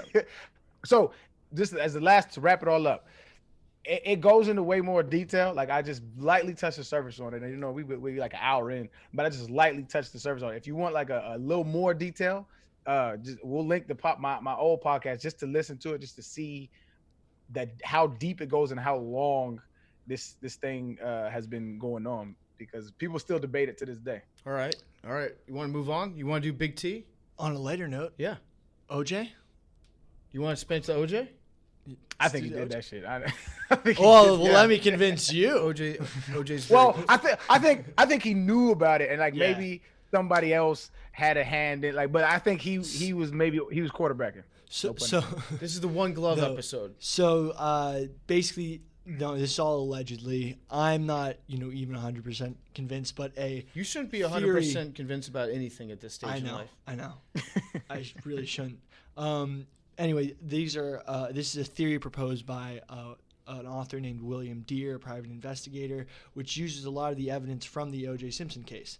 So, O.J. Simpson has a son named Jason Simpson, who at the time of the murders was 24, worked in the restaurant business, and the night of the murder, he had a handwritten time stamp showing when he, time card going into work, clocking out of work, while the restaurant he worked at had a mechanical stamp that used digital imprinting, like printed it out. Mm-hmm. So Jason was never considered a suspect for the murder, but Jason had a history of not only threatening his girlfriend with a knife, but his boss with a knife. Okay, back up to the timestamp. What does that have to do with anything?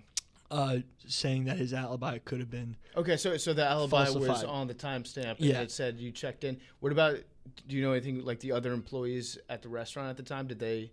They all had stamped cards. Okay. So instead of using the machine, it would be like taking one of the cards and just writing it in. All right. So when he threatened his girlfriend, was there like police report? Was there? Yes. Okay. So also, prior to the murder, Jason was diagnosed with intermittent explosive disorder, which does not involve diarrhea. It has to do with anger. It involves repeated, sudden episodes of impulsive, aggressive, violent behavior or angry verbal outbursts in which you react grossly out of proportion to the situation. Hey, I'm real quick. I can't let you get away with that wag ass joke. That was horrible. But go ahead. Okay, I try and. Oh, the diarrhea joke. That shit was bad. I'm actually glad. I thought he was being a little bit serious because, like, I think my mind. Well, I thought went there was going to straight be an diarrhea. intermittent explosive anger disorder, but in the notes just said that. Anyway, this would explain some of the partial DNA matches on the crime scene. If OJ's DNA was found at the crime scene, not fully, but of course his son would make perfect sense of why the DNA matched. Also, Jason was put on this prescription medication called Depakote, and had been known to be, because of his sort of mental. I don't want to say this I don't want to stigmatize mental illness, because I think a lot of mental illness is just psychological deviation, which is it was an evolutionary trait that is now not functional in our current society. Whoa. I would That's like a you. I would like you to. I would like you to dig into that. But Well, I mean, maybe like not for now. example, like ADHD, like you're making these kids sit in chairs all day when they would have been running and doing other stuff like 100 years ago. Anyway, Not all mental. Some forms of mental illness or abnormality could be explained by that. You know what I've Yeah, always not thought, all. dog. well, You know like what, this- dyslexia. What they wrote backwards in ancient Egypt? Well, at some Actually, Actually, they Hebrew, did. In Hebrew, Yeah. yeah. Okay, all right. Oh Point, shit. boom. the Oh, point shit. stands. Yeah, Anyway. so I always thought like one time I was watching this special in Oprah and it was on schizophrenia, Yeah. and there was this little girl who had schizophrenia, and like she would have people that visited her and she named them, right? It was like I think she named them the days, like Sundays over here, Wednesday comes and says whatever. And Oprah was sitting down, she's like, do you understand like the disorder that you have? And she's like, yeah, I understand. She's like, your world and my world aren't the same, like we live in the different worlds. And I was like, what if, dog, like schizophrenia, like, you know how people always say like there's ghosts and spirits, and like I'm not religious at all, but like what if like schizophrenia is like you just have access to that, and you like that I was just an intriguing thought. I don't know if it's right or wrong, but it's Sure, always it intriguing. is. So 2 weeks before the murder, he stopped taking his medication. He used to have these rambling thoughts, and this is multiple personalities. Like, this is something that Jason Simpson wrote. Dear Jason, there are 3 of us here that I know about. I want solace. Work was solace. Was a ? Now I am a failure. I cannot do anything right. I cannot learn from it all. I cannot remember. Alcohol. Alcohol is the root of all my shortcomings. I know I'm a good guy somewhere, but I cannot find him. My innocence is lost. My eagerness is gone most of all. And most, my will and integrity absent. I do not know what to do. No, I do know what to do, but I don't have the will to do it. I'm short. I'm fucked. I've had so many plans, but now what? I cannot exercise the simplest deeds, sober, walking on broken glass. This guy is It sounds very like a My troubled. Chemical Romance lyric. Yeah. Like the entire thing just sounds like a banger of a pop punk song. So 6 months before the killings, Jason went to the emergency room because he heard voices of people who weren't there and felt like he was going to rage because he ran out of his medication. His Navy hat, there was a Navy hat found at the crime scene, which is called a Navy watch cap, which he's pictured wearing, and one was found at the crime scene of the exact same description. He had much smaller hands than O.J. Simpson, so if he were to wear a glove, but also he was trained in combat knife, hand-to-hand combat at the Army and Navy Academy he was probably sent to because he was, such a problem at home due to his apparent mental illness. He was also a third-degree black belt. This guy was dangerous. So, there was marks, defensive wounds sustained by Ron Goldman while fighting for his life, but O.J. Simpson had 0 scuffs, bruises, or anything on him. So, his own psychologist actually said that it would be impossible to convict Jason Simpson if he was accused of the murders because of his psychological state. What makes this all interesting is that, he also wrote about defending his loved ones and people who hurt his loved ones, how he would use his rage to sort it out. I'll find the exact quote. But at the end of the day, there was bad alibi. He had a history of violence and usage of a knife to try to cause physical harm, and he had, mental problems which caused anger and rage and probably carried out violence. Do you have anything like a motive to? You said hurt his family. Was he mad at his mom? Well, that wasn't his mother. This Jason's. I should have prefaced this. Yeah. Jason's mother was not. OJ's second wife was who was murdered. His first wife was the mother of Jason Simpson. Okay. So if you loved your father and you saw your stepmother maybe cheating, caught in the act, that would be motive enough for murder. But anyway, this is all allegedly. Billy's just asking questions, guys. I'm just asking questions, but I've never heard the theory before, but it's definitely interesting. But the thing is, if you were O.J. Simpson and you came home to see that your son had gone on a rampage, snapped, and killed your wife, would you help cover it up and take the heat off of him? It's like that's the premise of Your Honor. I wouldn't. Be like But you love your son. Be like the kid did that. Love yeah. him, love him to death, bro. But you can't kill people, fam. I'm sorry. Like, you gotta pay your dues, man. Like, I'm not going to jail for you, bro. What? Yeah, that's Cause I got other kids. Like I can't just. I'm sorry. I haven't heard that theory, Billy. But there was like a lot of stuff that OJ did after the fact too. That was Well, if you were trying to take heat off of your son. I don't know. He wrote a book said if I did do it. Yeah. No, but the thing is, That's insane, dog. But come on, this guy was trained in using knives in hand-to-hand combat, and like there was stab marks all over the two murder victims. But I mean, I don't think you have to be trained in knife combat to kill a woman with a knife. I was gonna say killing an unarmed person with a knife doesn't take particular training. Was there like like specific like puncture wounds where it's like that like he also, knew what he was doing? He threatened his boss and his girlfriend with a knife before, and his black watch cap was found at the scene of the crime, one that he's pictured wearing, and that's intriguing. I do and think he had this aggressive like. If anyone was prone to snap like that and kill somebody, it would be someone with intermittent explosive disorder. I do think the taking the rap for your son, and it kind of goes along with what you said with Michael Jackson. Like, if that's true, I don't think it is, but if that's really what happened, then O.J. Simpson is kind of like Michael Jackson, where he's actually like one of the most noble people of all time.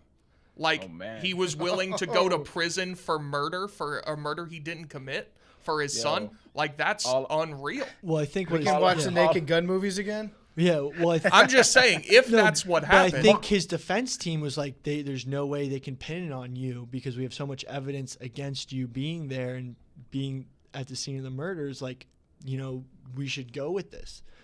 And well, they didn't, though. There was evidence that he was there. No. His DNA. Right, but his DNA was there because he lived there. Sure. But anyway, I think this is a very convincing argument to me. I mean, you had I would like to pour over the because I mean the OJ case was so publicized and it was like years ago. I don't remember like all the details, but I would like to kind of like revisit that and that would be interesting to just. And this guy, he owned a multitude of knives, and actually, this was the one thing I forgot to say. At a storage container in Jason's name, there was a knife found that matched the perceived description of the murder weapon. Because he collected knives. He had a lot of knives. And where is it now? That knife? Probably discarded by now, huh? Probably. This could be, Billy, look this up. Somebody at a house, it might have been in Texas 3 or 4 years ago, like, found a knife in their buried underneath their yard or something, and it had something to do with the OJ case. Deere bought so William Deere, the person who wrote this book, bought contents of a storage locker owned by Jason Simpson around the time of the murders and found a knife that matched the description of the murder weapon. After examination of Jason's knife by a world-renowned forensic scientist, the butt of the knife appears to match the blow injury to Nicole Simpson suffered at the top of her head, whereas OJ's Swiss Army knife and stiletto were conclusively ruled out as the murder weapon because there was no butt with a... It's a very interesting thing to delve into. There was no DNA on the knife? They didn't check for that? But probably was washed. You can't... I'm just asking... Look, I'm just proposing an argument. Yeah, no, it's interesting as shit. That's for sure. I never heard of it. I heard his son might have done it before just from people, but I mean, I don't know. I always thought OJ did it or had something to do with it. Just because I'm nonchalant. I think OJ definitely tried to throw everyone off the scent, but and the thing is, the subsequent OJ, it's the big weirdo energy. Yeah. He's on Twitter every day. Yeah, he didn't catch a body. No, he's just that whole vibe is a little off, and like the white Bronco thing. To me, that like where he's got a gun to his head in the back and he's making an AC drive him around, and it would honestly be the perfect way to white Bronco to Mexico while you get your son figured out. Like, it would be the perfect diversion. Think about it. Like, let's make this big media thing where I drive a white Bronco. That's a good argument, though. That is. I like that one. Like, I'm like, let's just drive the speed limit to Mexico and What not. about, okay, so what about the shoes? Because weren't there like big ass shoe prints? And the shoes were like they had proof of him wearing them like on a sideline doing a game, like he was a sideline reporter or something. Maybe. And there were only like a couple hundred pairs of those shoes that existed. Well, remember, he probably helped cover it up, so he probably walked. You think he went back to a murder scene? No, because that would have been the first time he got there. Because his son, if his son did, you think he had time? His son kills his ex-wife and goes, "Hey, Dad, kind of in some deep shit here. Can you come over?" Well, maybe he was coming home. Look. It's a very look. I just read the argument and I found it very Billy just convincing, read something online, and I just wanted to show you guys. No, Yeah. but seriously, Yeah, the algorithm. Why guys. OJ's innocent thread. Okay. no, it's actually called OJ's innocent, and I can prove it. Guys, this is a safe space where we can unload That's true. our most That's true. problematic wrongful allegations. It's pretty convincing. We might lose all our sponsors, but it's gonna be a great podcast. Yeah. All right. I get it. Billy read an article. The last 15 minutes can be summarized as Billy read an article online. Right, but a Hey, lot send of me it, that. Send me that article. Yeah, I I'll wanna send see it to you. It's on Business Insider. It's gotta be true. Yeah. I mean, it does bring up some interesting parts that I hadn't really thought about or heard about. I don't know how much of it's true. I mean, this guy had threatened people with knives already. How many times did OJ threaten someone with a knife? But I would So probably. okay, did you see the video I just sent you in? Yeah, so in the middle of all that, Arian sent a message to our group chat that was, it's OJ. It was, I know what it was. He had done like a news interview, and at the end, the woman goes, and then this is after we were done taping. I guess she said OJ thought it was a joke, and he shows up at her hotel door going, like he was stabbing her. Oh my God. With the knife. And he makes that noise Like too. just It's very weirdo creepy. shit. Just weirdo shit. Yeah. I actually too. This was probably like 6 months ago, because OJ tweets all the time, and like he doesn't actually tweet words. He just tweets videos of himself, and he says Hey, the Twitter same world. thing. He opens the same thing. He says, "Hey, Twitter world," and It's so I have yours like truly. I got like a 3.5 minute compilation of just "Hey, Twitter world, hey, Twitter world, hey, Twitter world, yours truly." I Hey, got- I gotta why- admit, I love his Twitter videos. Love them. Is it? That's a hot take. Do you That's a think hot it's bad or good that OJ blocked me on Twitter? OJ blocked you, man? Yeah, because on one hand, it's good because he doesn't see me on the timeline ever.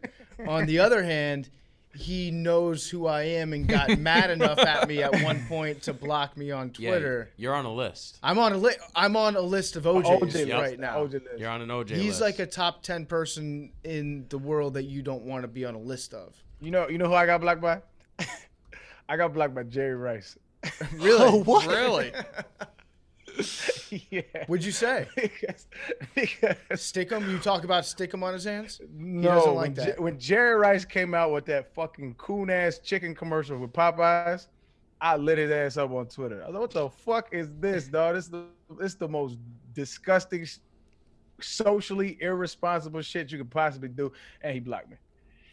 And then his niece, and if you haven't seen that Popeyes commercial, please. And it's he has that taste mask on. It's just the most tap dancing shit I've ever seen. And his niece gets on like defending him, like talking about some he's learning in his own time. And I'm like, yo, that's just the dumbest shit you could do for a black man to do a chicken commercial like that, bro. I have heard that the Popeyes flounder sandwich is really, really good. I haven't tried it yet, but I've been meaning to. The spicy chicken sandwich is cracking. Yeah, spicy chicken's really good, but I heard that they got a new fish sandwich that came out that I have to try. I'm not trusting fish from Yeah, you're a big fish guy from fast food place, aren't you? I'm not a big no. No, you're not. Not at all. I thought you were a filet of fish guy. No. No. Okay, you good. got me mistaken for Good. somebody else. Yeah, All that's right, not. good. It's not me. I stick to I love the Popeyes chicken sandwich, but I heard a couple people talking about the flounder sandwich online, so I think I have to try it. Let's try it as a group then. Yeah. We'll Okay. get it. We'll do a taste test on it. I'm okay with that. OJ hired top criminal attorney Carl Jones to represent Jason, even though he wasn't a suspect. Via Business Insider. It's another Business Insider article. This is You all shouldn't have real. said it was Business Insider. What is wrong with Business Insider? I think anyone is allowed to write an article. It's basically a blog. Yeah. Not that we're anti-blog. No, we're not anti-blog. No. So someone like T could have written this? Yeah. Well, hey, I've written some good shit. The fuck? I'm joking. Nah, fuck this. Just for people out there, there's ways to cite your sources, fact check your articles. If at the bottom there isn't sources and links to the claims that they make, it's more than likely bullshit. Mm-hmm. All right, Big T. Let's go. Okay. I just want to preface this by saying I love criminal law. I wanted to go to law school for a long time. And I took a class in college called Criminal Law and Procedure. And we spent a class talking about the Scott Peterson case. And I looked into it more after that, and it terrifies me. Like, I truly believe that this guy is sitting in San Quentin prison, like, completely innocent of this. And it makes me terrified to get married. It makes me terrified to, it's just crazy. So, okay, this is going to be longer than Scott Peterson makes you terrified to get married. What happened to him, yes. Okay. Okay. I can't wait to hear this. All right. So y'all, and if y'all have any, like Billy and I were 4 and 5 years old when this happened. Y'all, do you remember this? I remember the news. Okay. Yeah. So if y'all have anything to say as I'm going along, please interject. I remember the Rob Lowe movie about it. Okay. Yeah. So, so Christmas Eve 2002, Lacey Peterson, who is 8 months pregnant, goes missing. Her stepfather calls 911 and says, "Hey, my stepdaughter's missing. We believe she was out walking the dog, and now she's gone." They're like, okay. They show up at Scott Peterson's house and take him in for questioning. He gives them all these answers, and so his alibi is that he left their house at 9:30 that morning and went fishing. He had recently bought a boat, like 6 months before that. And so they lived in Modesto, California. He goes to Berkeley, California, 90 miles away, and takes his boat and goes fishing. Comes back, his wife's gone. Now, there were neighbors who reported to have seen her walking the dog in the time that Scott Peterson was gone. And the mailman, actually, this was a very critical thing in my mind. The mailman said that he would go by that house every single day, and the dog would bark when he got to the mailbox, and the dog didn't bark, meaning that nobody was home. Mm-hmm. So eventually, the cops come, and they had scent tracking dogs that they send to the house. And the scent tracking dogs, and they give them, like an article of clothing or whatever so they know.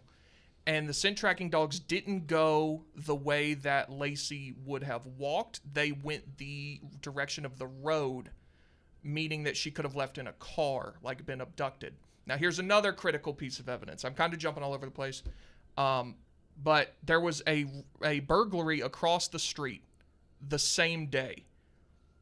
And so the one theory is that she could have witnessed something related to that burglary, and they were like, shit, now we gotta, do something with this woman.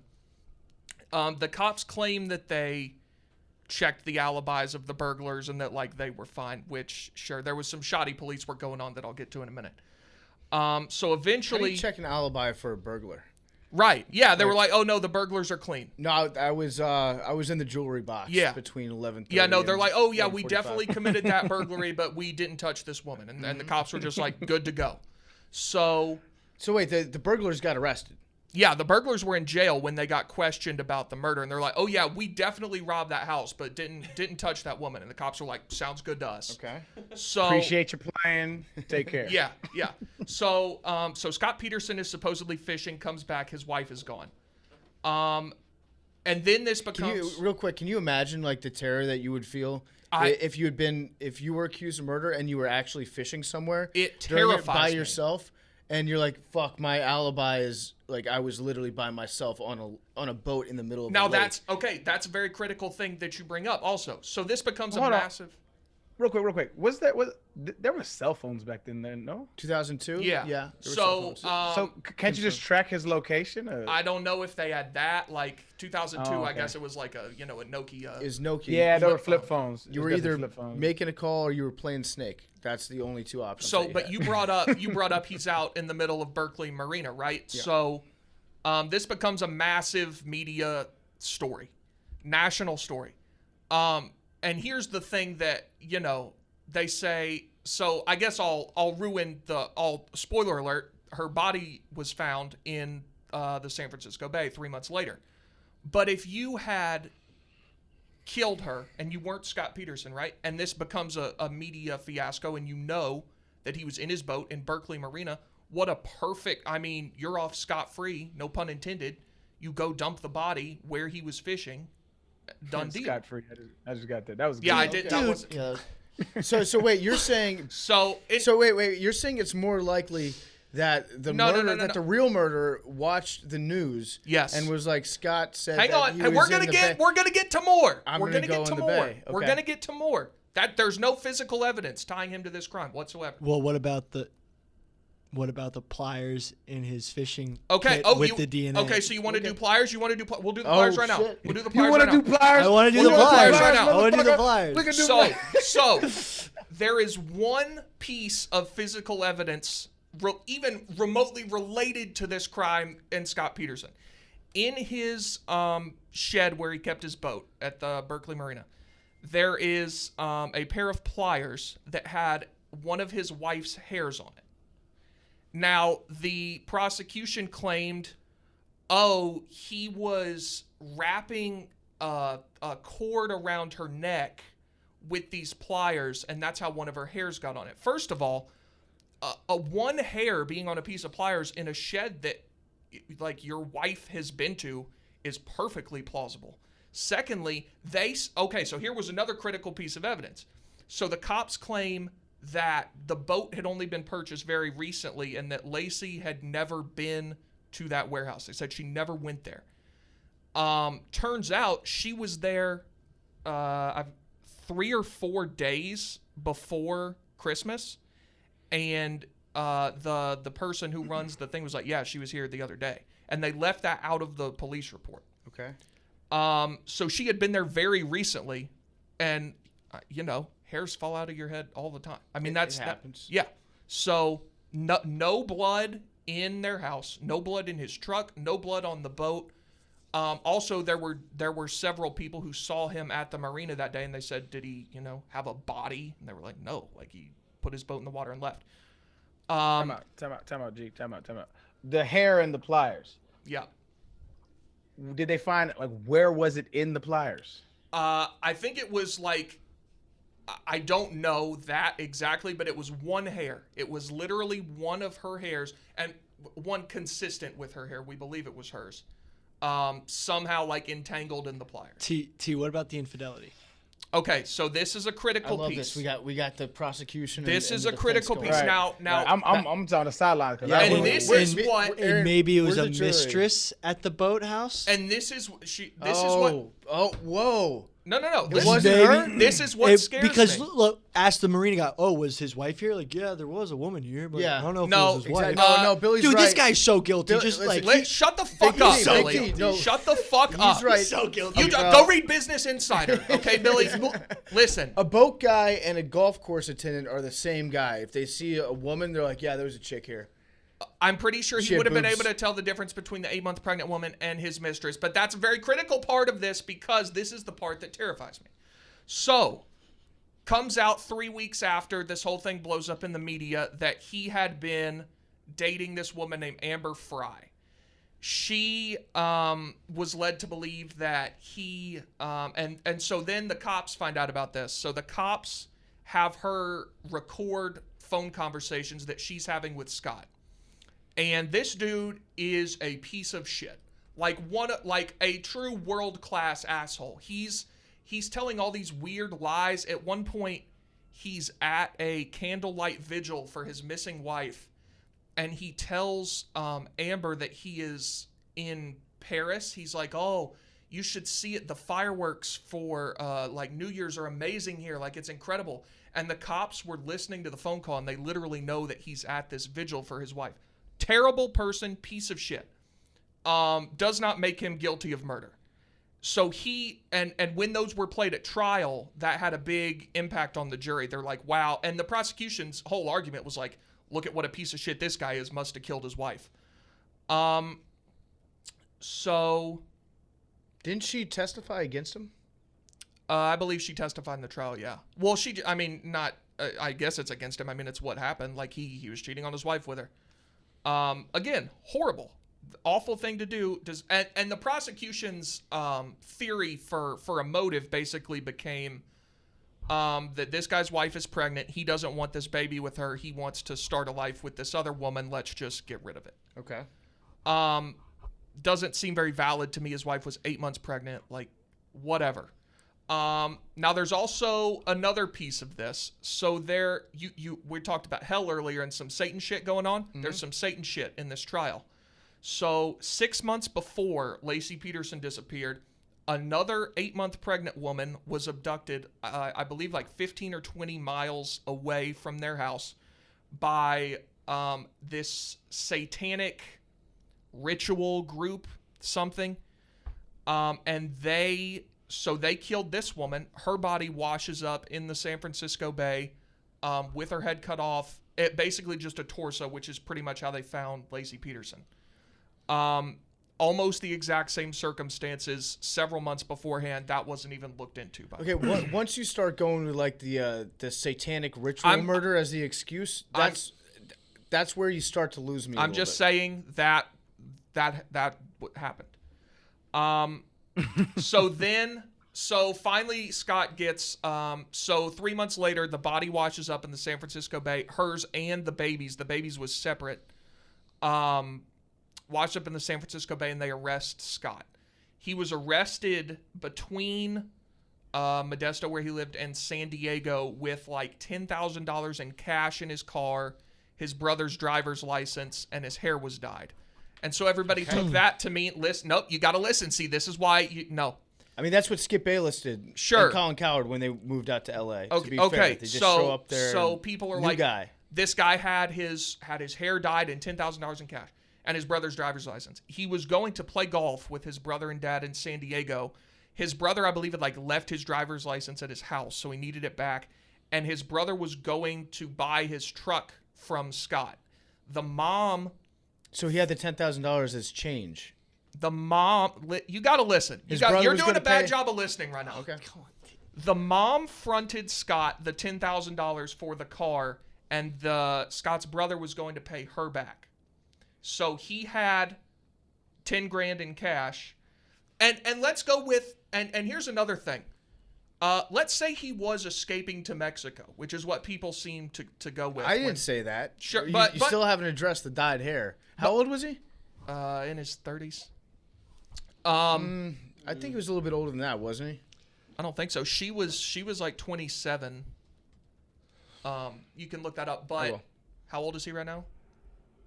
Oh yeah, he's 48 right now. So he's 30. So he's 30. Yeah, dyeing your hair at 30 though. It's still, okay, still so a let's choice. say he was packing it up and escaping to Mexico. If I was about to be arrested for a murder that I didn't commit, I would and I was 100 miles from Mexico, I'd consider it too. If that's what he was doing, I don't find that to be that egregious. Well, egregious, sure, it's illegal. I don't find it to be out of the realm of possibility of what someone would do if they were accused of killing their wife when they didn't do that. Okay. He was also teammates with Phil Mickelson in high school. Really? They were golf teammates. Did not know that. Another felon. Did the satanic cult ever I don't know if say he's that a they felon, also actually. Might did be the murder? No, but if you want to talk about... So we're skipping to the end. You were skipping to the end. I'm not going to skip to the end just yet. So now they go to his trial, right? And he didn't have any money to hire a lawyer, but this guy, Mark Garagos, who's a very famous celebrity attorney, takes his case. So in the opening arguments, and in his questioning when he first, the same day, Christmas Eve, when they took him in for questioning, they were like, what did you do that morning? And he's like, so we watched Martha Stewart, and then, which is her favorite show, and then I took my car and left. And they were Another like, felon. and they were well. So this is important. So they say what was discussed on Martha Stewart, and he said it was something about like meringue cookies. And so in the opening argument of his trial, the prosecution goes, "We went back and watched the Martha Stewart from that day, and there's nothing on it about that. That was from the day before." And so then the defense gets up in their opening argument, and the prosecution was so sloppy that they said they watched this tape that they very obviously did not watch, because they play the episode from December 24th, and there's a segment on there about making meringue cookies. So they get up there and immediately you're laughing. That's like huge. That's a massive. It was just you just saying meringue cookies. It's listen, a massive brother, break. It's a break in I the case. wasn't watching Martha Stewart in 2002, but that's so massive to show that like these guys zeroed in on her husband, decided that he murdered her, and they were going to do whatever it took to put this guy away. And they were incredibly shoddy in how they did it. So again, can I just rewind for just 1 second? I know I'm being a bad listener, but I feel like that's okay. Fact checking is important from time to time on the show. So I'm reading that he had $15,000 in cash, 12 Viagra tablets, survival gear, camping equipment.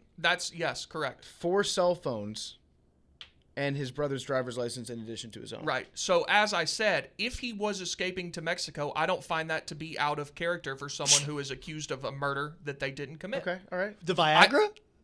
Listen, brother. You need Viagra in Mexico, Yeah. I actually like his dad's explanation about the brother's driver's license. Makes a lot of sense. He said that Scott Peterson had used his brother's driver's license to get a resident discount at a golf course in San Diego, and he had to prove that Let he among us who has not gotten the resident discount cast the first stone.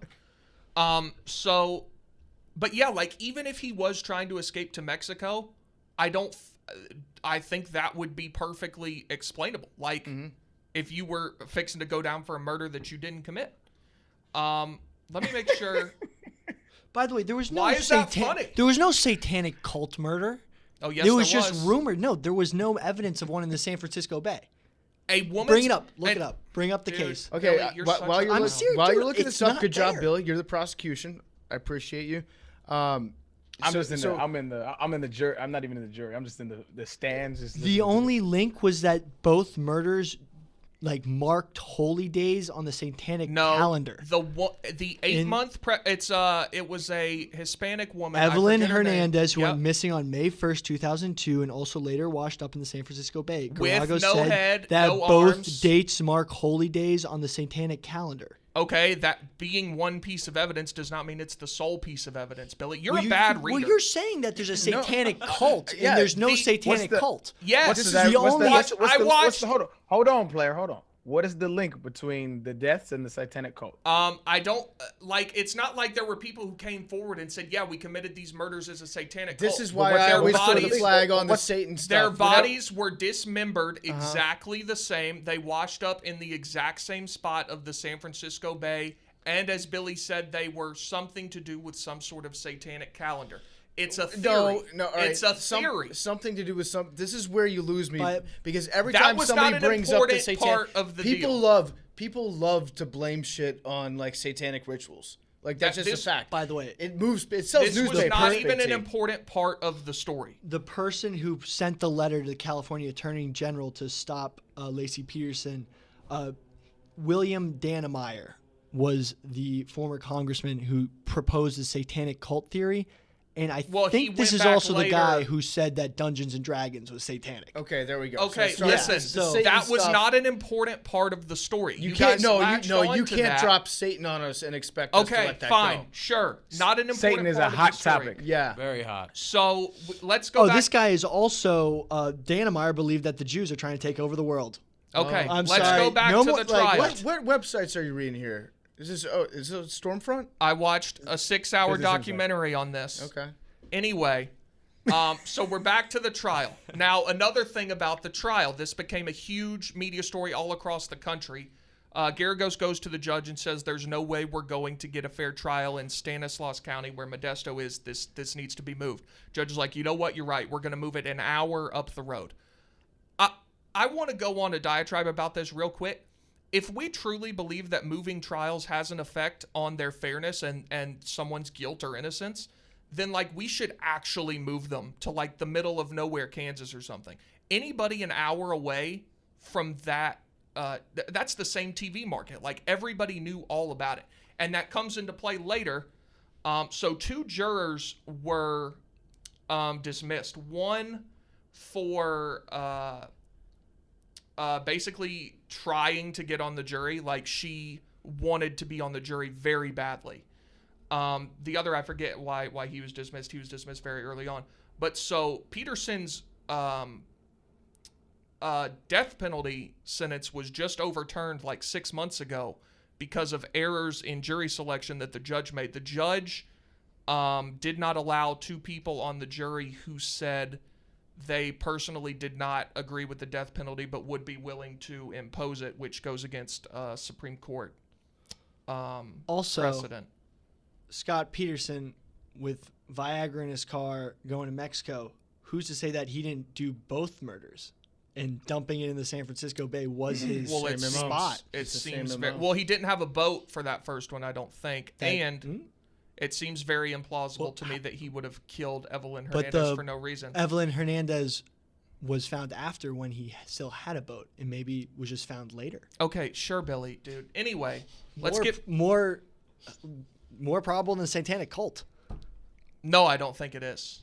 There's been no evidence of satanic cults. Yeah, so you're thinking the satanic cult. The satanic cult is not important. It has virtually nothing to do with this. It's That's just a potential link. Why bring it up? Why bring it up? Because it's a potential explanation for what happened. It's not actually important as to why Scott Peterson is guilty or innocent. Okay, here's another piece. Go ahead. I'm just playing devil's advocate because I don't even know this cat. To be honest, I didn't follow the case. But like if I'm bringing up a point, especially like here, if I'm bringing up a point, if it's not like substantiated, why there's no point in even bringing it up. You're right. It is a theory. And then you can't get mad at Billy Ocean. Well, I'm not mad at Billy. It is a theory as to what could have happened. It has no bearing on his guilt or innocence. Okay, what about this? Okay, go ahead. I'm fascinated by this piece of evidence. To me, this slams shut everything Big T has just said in the last 30 minutes. So 2 days after she went disappearing, 2 days after, he doesn't know what's going on. Let's say he is innocent. Right? One of the scariest situations any human could ever find him or herself in. Yep. Doesn't know if she's coming back or not because who knows? She could be alive, right? He goes out and he adds 2 porno channels to his cable service. He did do that. Now, let's think about that this for one second.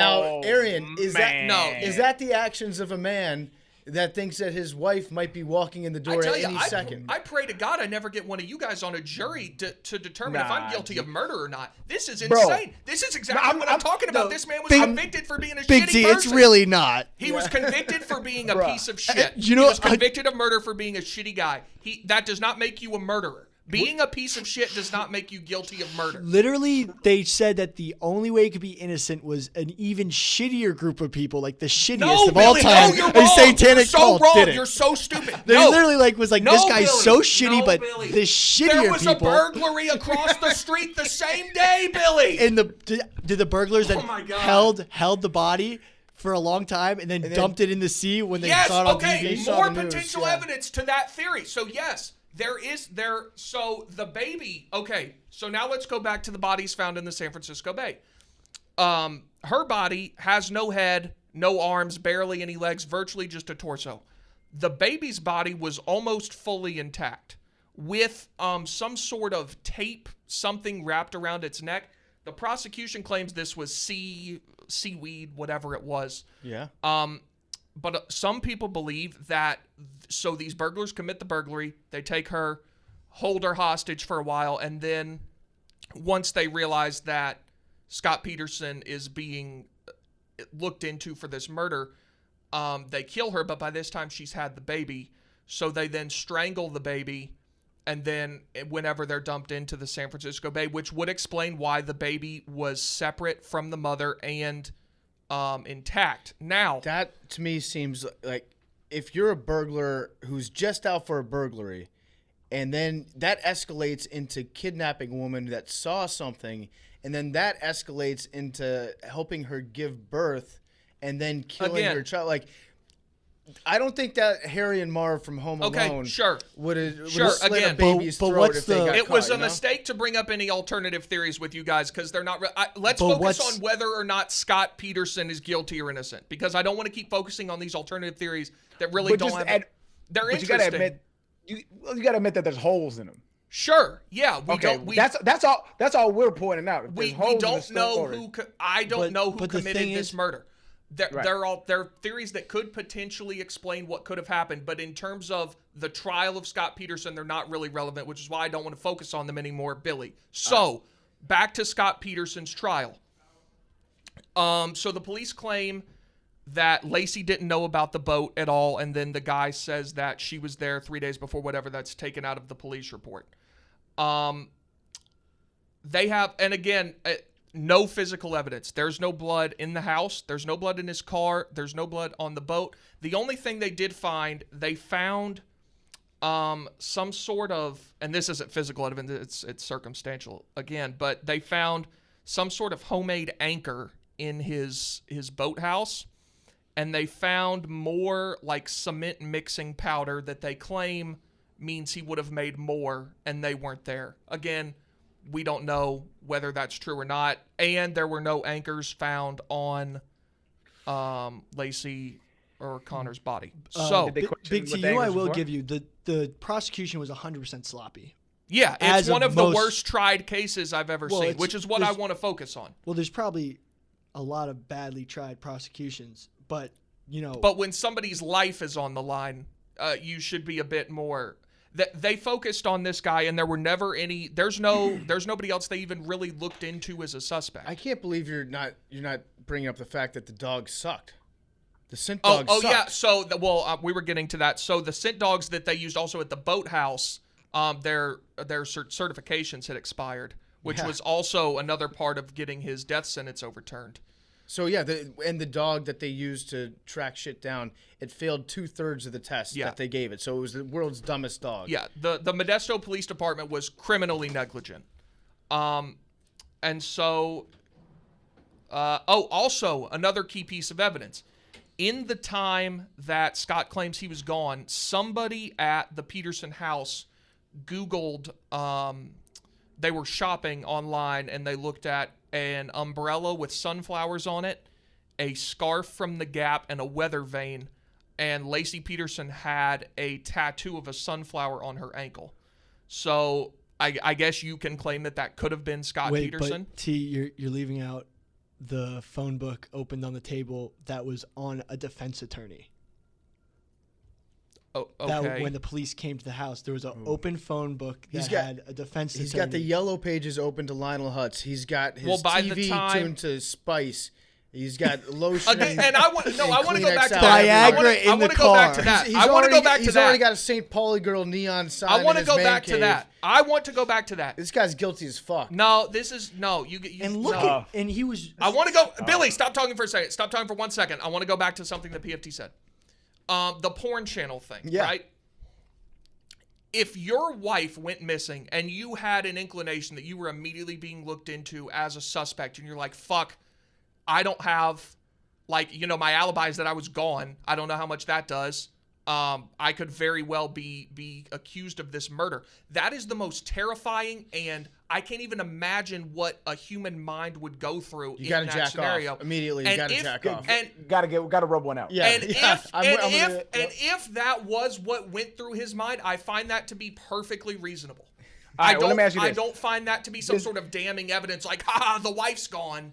Does he claim what was their relationship like? Was there any kind of so everybody said that, the outside, they had a great marriage, whatever, never saw him have a fight. Obviously, he wasn't entirely happy in his marriage. He was cheating on his wife. But that does not make you guilty of murder. No, but this is it. Okay, let's say I'm breaking up with an ex, right? I just recently broke up with an ex. I don't necessarily like her right now. But if she goes missing for a day, I'm gonna try to find her, dog. Like I'm worried. We might have our rifts, but it's like you have a certain amount of care. Well, what to be like, would you have bro? him I do? gotta. Well, I'm unsure. Did he alert the authorities? Was he on the phone with them? Was he like, yo, let me know what you know? My understanding is he came back from his fishing trip, supposedly, if that's where he was, and called his wife's parents and was like, hey, do y'all know where she is? She's not here. And then they said no, and I think it was her stepdad who called the police.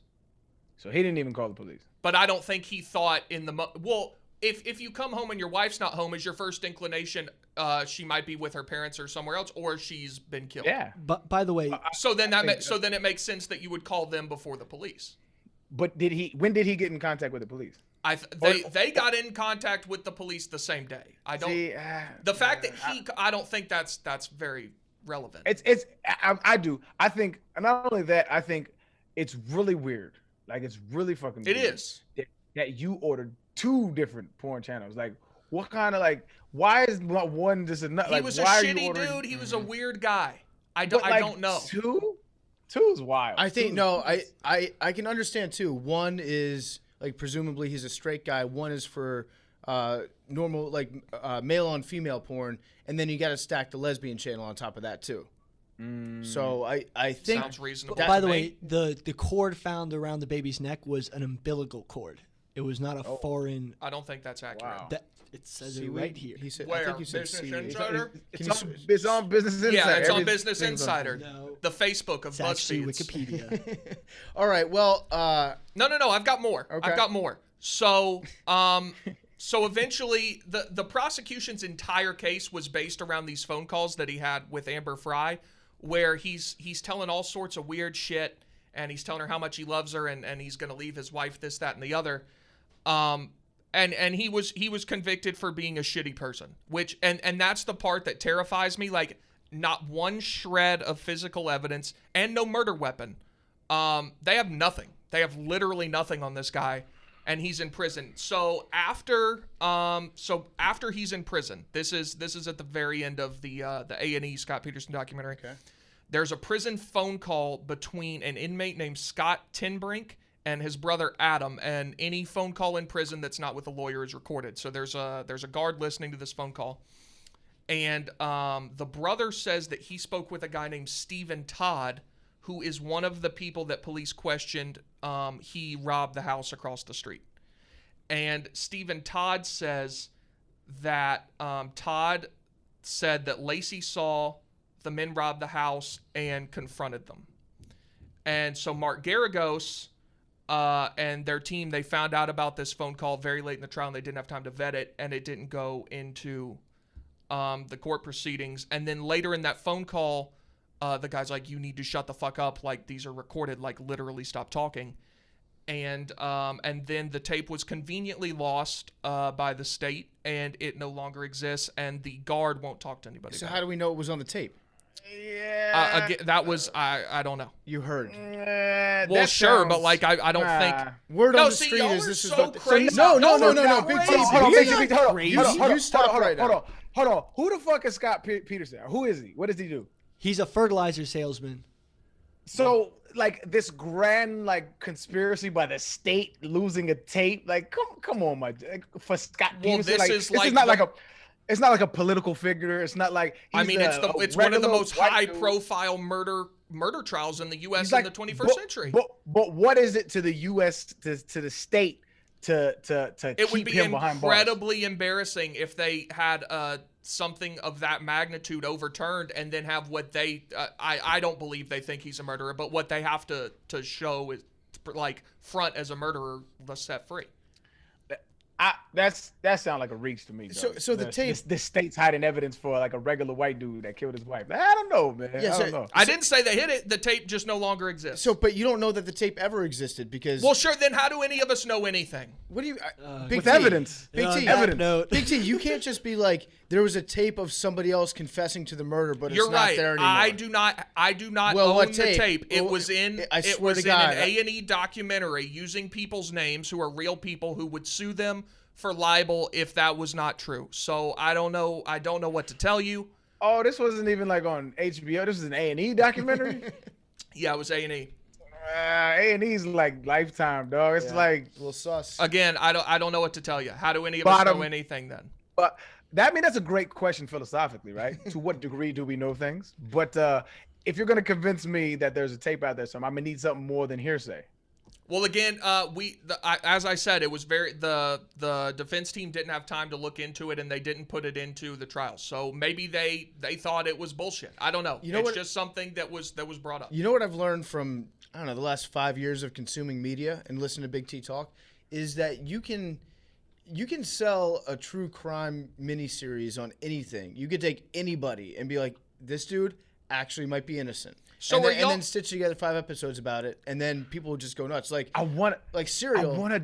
I want to do that, dog. Matter of fact, can that be an episode, dog, where we construct our own conspiracy theory and we pinpoint shit and connect shit that's not, but like construct our own. Oh, but like that, but we absolutely know that they're I just it's guilty. not true. I have Yeah. one. We make it happen. Yeah. I have one question because I'm. So would the three of y'all all think this guy killed his Yes, I do. wife? That I don't know, but it looks. He looks sketchy. That terrifies. I'm so much more scared walking, leaving this room than I came into it. Like living in this country Good. of a jury of one's own peers. Not one shred of physical evidence. No Okay, murder weapon. That is concerning. It is No, concerning that yeah. like having no physical evidence, like there's no None! blood, there's nothing like that. I get that. I Not understand it. any. I'm actually the retrial is going to be good because I think the prosecution was Well, shoddy. he's probably not going to get a retrial. It's just No, well, they the might thing is- redo the penalty phase where they might try But to the impose thing a is, death it penalty is again. very hard to convince 12 people to agree on a death penalty. Very hard. I don't believe Like, it is. No. There like, shouldn't be a death penalty at all. That's just stupid. I agree with But that. can you admit this, Big T, that a lot of your points that you brought up have holes in them? What you're trying to do is place reasonable doubt, right? The definition of reasonable doubt is this case. And I don't disagree with that, right? I believe that there's reasonable doubt, but you're convinced he's innocent, and you say I'm terrified for whatever, right? Like we don't live in that age anymore. Like you have cell phones, you could have house cameras. There's places that can place you. Like this is not a thing you should actually fear. Sure. If You know what's a fun experiment? Big T, I'd like you to do this for next week's episode. I want you to think, if you were to kill Billy, describe to me how you would kill Billy and then how you would get away with it. I want you to plan a murder. I would rather not do. You have a way should. better chance of getting away from it than Scott Pearson because you are doing a nefarious thing. No, it's impossible to going to Mexico. I truly think that it's impossible to commit murder nowadays and get away with it. 100% with cell phones. Yeah. Unless you do like spy shit. Yeah. So Big T, that's your homework assignment. I would rather not come on a podcast and lay out how I would. Because commit then murder. at your inevitable actual murder trial, No, like I'm- 12 years from now, I'm you're on declining to tape do that. explaining how you would get away with But it. I He was again, on a podcast. again, if I had to pick guilty or innocent, I do believe this guy's innocent. But you don't have to go into court and prove you're innocent. You have- know what would be sick if Big T did that episode scary. and then somebody out there, like a listener, killed Billy in that same way. No, okay, now I'm scared. And then That's what happened to Yeah, Scott Peterson. yeah, I know. That's what happened to Scott Peterson. To frame They you. fucking put That's it on the what- news. that's what we need They to put do. it on the news. They're like, hey, we think this guy might have killed his wife and gone on his boat in the Berkeley Marina. Right around here is where we think it might have happened. And then these guys were like, no shit. What a fucking stroke of luck. All right. cut that out. Here's what we'll do. To wrap things up, let's just rank the 3 people that we just. Mine was going to be Sirhan, the guy that shot RFK. I think he actually did have a gun and fired his weapon, but I think that there was another shooter. That's the real Kennedy second shooter because there were 13 gunshots and his gun only held 8 bullets. And there's a bunch of other stuff that's kind of We'll do GFK. like eyewitness stuff, but this was That's Robert not Kennedy, this is JFK. Bobby. We'll do K's. The K's. Okay, just how many K's, It's Billy? an interesting. How many of them? There's 3 of them, isn't there, Billy? God damn No, it. there's more. There was Joe, the eldest brother, who died One. in an experimental bomber crash in World War II. Okay. Mine was Predecessors Who to else? drones. What other Kennedy? Are there other Kennedys? Then there is the daughter who Yeah. was put in a sane asylum. Boom. We should actually do a Kennedy episode. There's a thing. It's called the Kennedy curse, isn't it? Yeah. Yeah. Yeah. All right, so let's rank them in terms of I don't know how most. Well, we most have the listeners. not Let's- guilty. Let's name it on a spectrum 1 to 10. Not guilty and guilty. Where One I'm is at, guilty. One is not guilty. 10 is absolutely guilty. where I'm at right now with Michael Jackson, I'm at a 5, which is it's considerable because going Where into were it, you? I was probably at like an 8 Nice. or a We're- 9. Yeah. By the way, we're doing Jason Simpson for me. Is how guilty is he? Right. I think he's more. Okay. Yeah. So Billy, what's your ranking on? I think On Michael Jackson. I think Jason Simpson's more guilty than Michael Jackson. Bro, do the spectrum, Do the bro. We spec- just laid out 1 to 10. But we're ranking them on different things. No, Oh rank my we're God. not. Michael Jackson 1 to what? 10. Okay. I got it just for political reasons. It's a 5. It's right down the middle. Political? What? What the Where'd fuck you is find this political? guy? Like a political answer. You not running for office, nigga? What, No. What the? No, I think a 4. Like he's We're sure as hell not after a 4. this podcast. A 4. No, for sure. 4. 4, okay. I like it. 4. I like it. 3 Big and a T. half. Michael Jackson, I'm a 6. I had no opinion. like it. I had no opinion on it coming into this. I found most of what you said valid. I just in my mind, the having a children's theme park in your home and like inviting it could very well. I could be swayed to a 4. I could be swayed to a 4, but as it stands, I'm a 6. I like it. I like Alright. it. I'm at a 1. I am at a 1. He wasn't I am, on Epstein's flight logs. Michael Jackson It's true. Was or was not? was not on his flight logs. Chris Wa- Tucker was was in though, his black right? book. I mean, it's Michael Jackson. Yeah, Yeah. there's everyone was there. All right. So Billy, your guy, Jason, is that his name? Jason Simpson? Yeah. 1. OJ did that shit. Yeah. I just thought it was an interesting theory It's an You read an article, and it was an interesting article. book. Yeah. I'm gonna say a 3. It's intriguing, but I still think OJ did I mean, this shit. Y'all say It's 2. intriguing though. But I was a 1 before. Yeah. There you go. It's Yeah, I'll say 2. I mean, Yeah. OJ. There's too much. Mm-hmm. All right, and then Big T, Scott Peterson. The moment of truth. You're a 0. I'm a 0. Oh, How can you No, possibly listen. Okay, be let a me say this. 0? Let me say. Let me rephrase. Wow. Let me rephrase because you guys are misquote. Let me rephrase. In terms of, should he have been convicted under U.S. law for murder? 0. Do I think he did it? Still no, but like a 3. But in terms of did they have evidence to convict him? Like -10. I went into it open-minded, and you made me think he was more guilty. Well, Billy, you go read Business Insider. Maybe they'll tell you something different. It was about a book that has mean, plenty of citations. If we're gonna go with a source off here, you had a couple pretty shoddy sources of your own. No. The Satan stuff didn't do any favors. Again, you guys focused on that Mine shit. See, was that a you guys would be blog so about a easily book. swayed on Bro. on a jury. Bro, you brought it up. Yes, We were just yes, that was listening. my mistake. That was my mistake because it wasn't relevant to whether he's guilty or innocent. It was a potential explanation for what could But have happened. as a lawyer, Mister, I wanted to go to law school. Everything that leaves your mouth should have some semblance in of a- credibility, and everything You that guys- you say that loses credibility waters down Your the shit. greatest piece of evidence. it was a saying. mistake. It was a mistake to say that I'm if I just would have saying. known that you guys were going to hone in on that instead of what actually mattered. But you guys would be so easily swayed on a Dude, jury. your It's one crazy. No! piece of evidence Crazy. was a satanic cult. No, Big there, T, there Big T, is Big no T, Big evidence. T. That's the whole point, Billy. T, There's no Big evidence. T, That's the whole Big thing. T, Big T. When you know, right, this deeper than I do, right? But as you're presenting it, I'm looking at it like everything has the equal amount of value. Yes, you're because correct. I don't know what you prioritize. Yes. So it is absolutely your fault in how you presented that. Yes, and you're mad I at us. fucked up. But Okay. let me clarify just one last time that the alternative theories for what could have happened bear no responsibility or have nothing to do with the evidence that was presented against him in court and whether or not he was guilty or innocent. They had You should no stay there. they had no evidence to convict him of murder. You actually I got you. convinced me that he also killed Hernandez. That's fantastic, Billy. You know, maybe they'll put that in the next Business Insider post. I'd be interested to read that. I'm gonna rate it. I'm gonna rate it 7.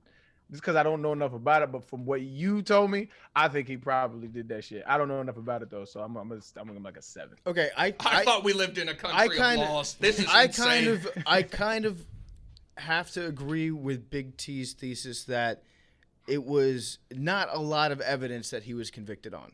Not a lot. Zero. Not a lot at all. You're forgetting about the porn channel, Big T. That's not evidence. That's so insane. That's If you know, we're all fucked. I mean, I just pray. I just pray that something like that never happens. That's so terrifying. That you never get a porn channel? No, that's so terrifying that you would take that as be like, yeah, killed his wife. Done deal. Like that's insane. It's not the behavior of somebody that thinks that their wife could. You don't know what the behavior of somebody is whose wife has disappeared, and you're being attacked. Moral for to their the story.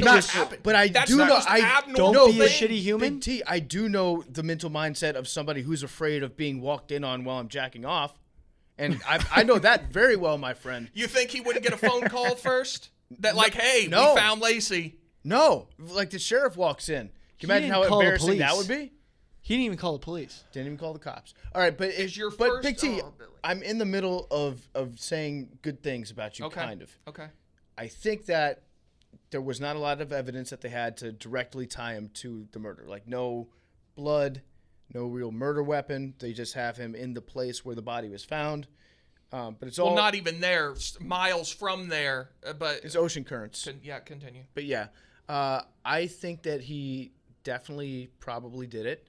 But I think that the evidence is a little shoddy, so I'm gonna put Scott Peterson at a 7. At a 7. That's great. All right. I'll give you. So a 9. most innocent, Jason Simpson. Congratulations, Jason. You're walking free. Billy got you. Billy got you off. Billy something Simpson. that he was already not. I just thought it was an interesting. By the way, the Business Insider article was about a book with plenty of sources. Okay, it's an article about a book. It was a book about review. Sources. Got it. Anyway, it was really good. Billy Simpson. It's an interesting. It's just an interesting theory. I guess it is. Yeah. All right. Well, Sirhan, obviously innocent. We all agree about that. Okay. Cool. No, he didn't. He definitely had a hand in it. But anyways, next week, Hell. We're doing the Hell episode. I'm excited about that. I am too. Dude, Hell. There's a lot that you can get into on Hell and the devil. And it's gonna fucking rock. I might write like an AC/DC type song. Hellbound by Eminem freestyle. There you go. I'm going to hell. Who's coming with me? Real quick, Arian, guess Big T's underwear. Gray. I gotta tell you, I honestly don't even remember. Okay, here we go. So we're gonna do a live reveal. What is that? Oh, gray It's waistband. gray and orange. It's the orange one. It's gray and orange. But gray waistband. The gray waistband. Gray waistband. That's a win. That's a Yeah, dub. we'll count that as that's a tie. It's a draw. That's a dub. All right. How many colors though? It's like 12. There's a ton of colors. See y'all in hell. See you in hell next week. I love it, Billy. That was good. Love you guys. Nice. And Billy Hell. Like, subscribe on YouTube. We appreciate everybody watching on YouTube. So make sure to smash that subscribe button. Tell a friend. Leave us a nice review. And as always, we will accept any constructive feedback as long as you tell us how handsome we are in said feedback. All right. Love you guys. And Billy, say the line again. See y'all.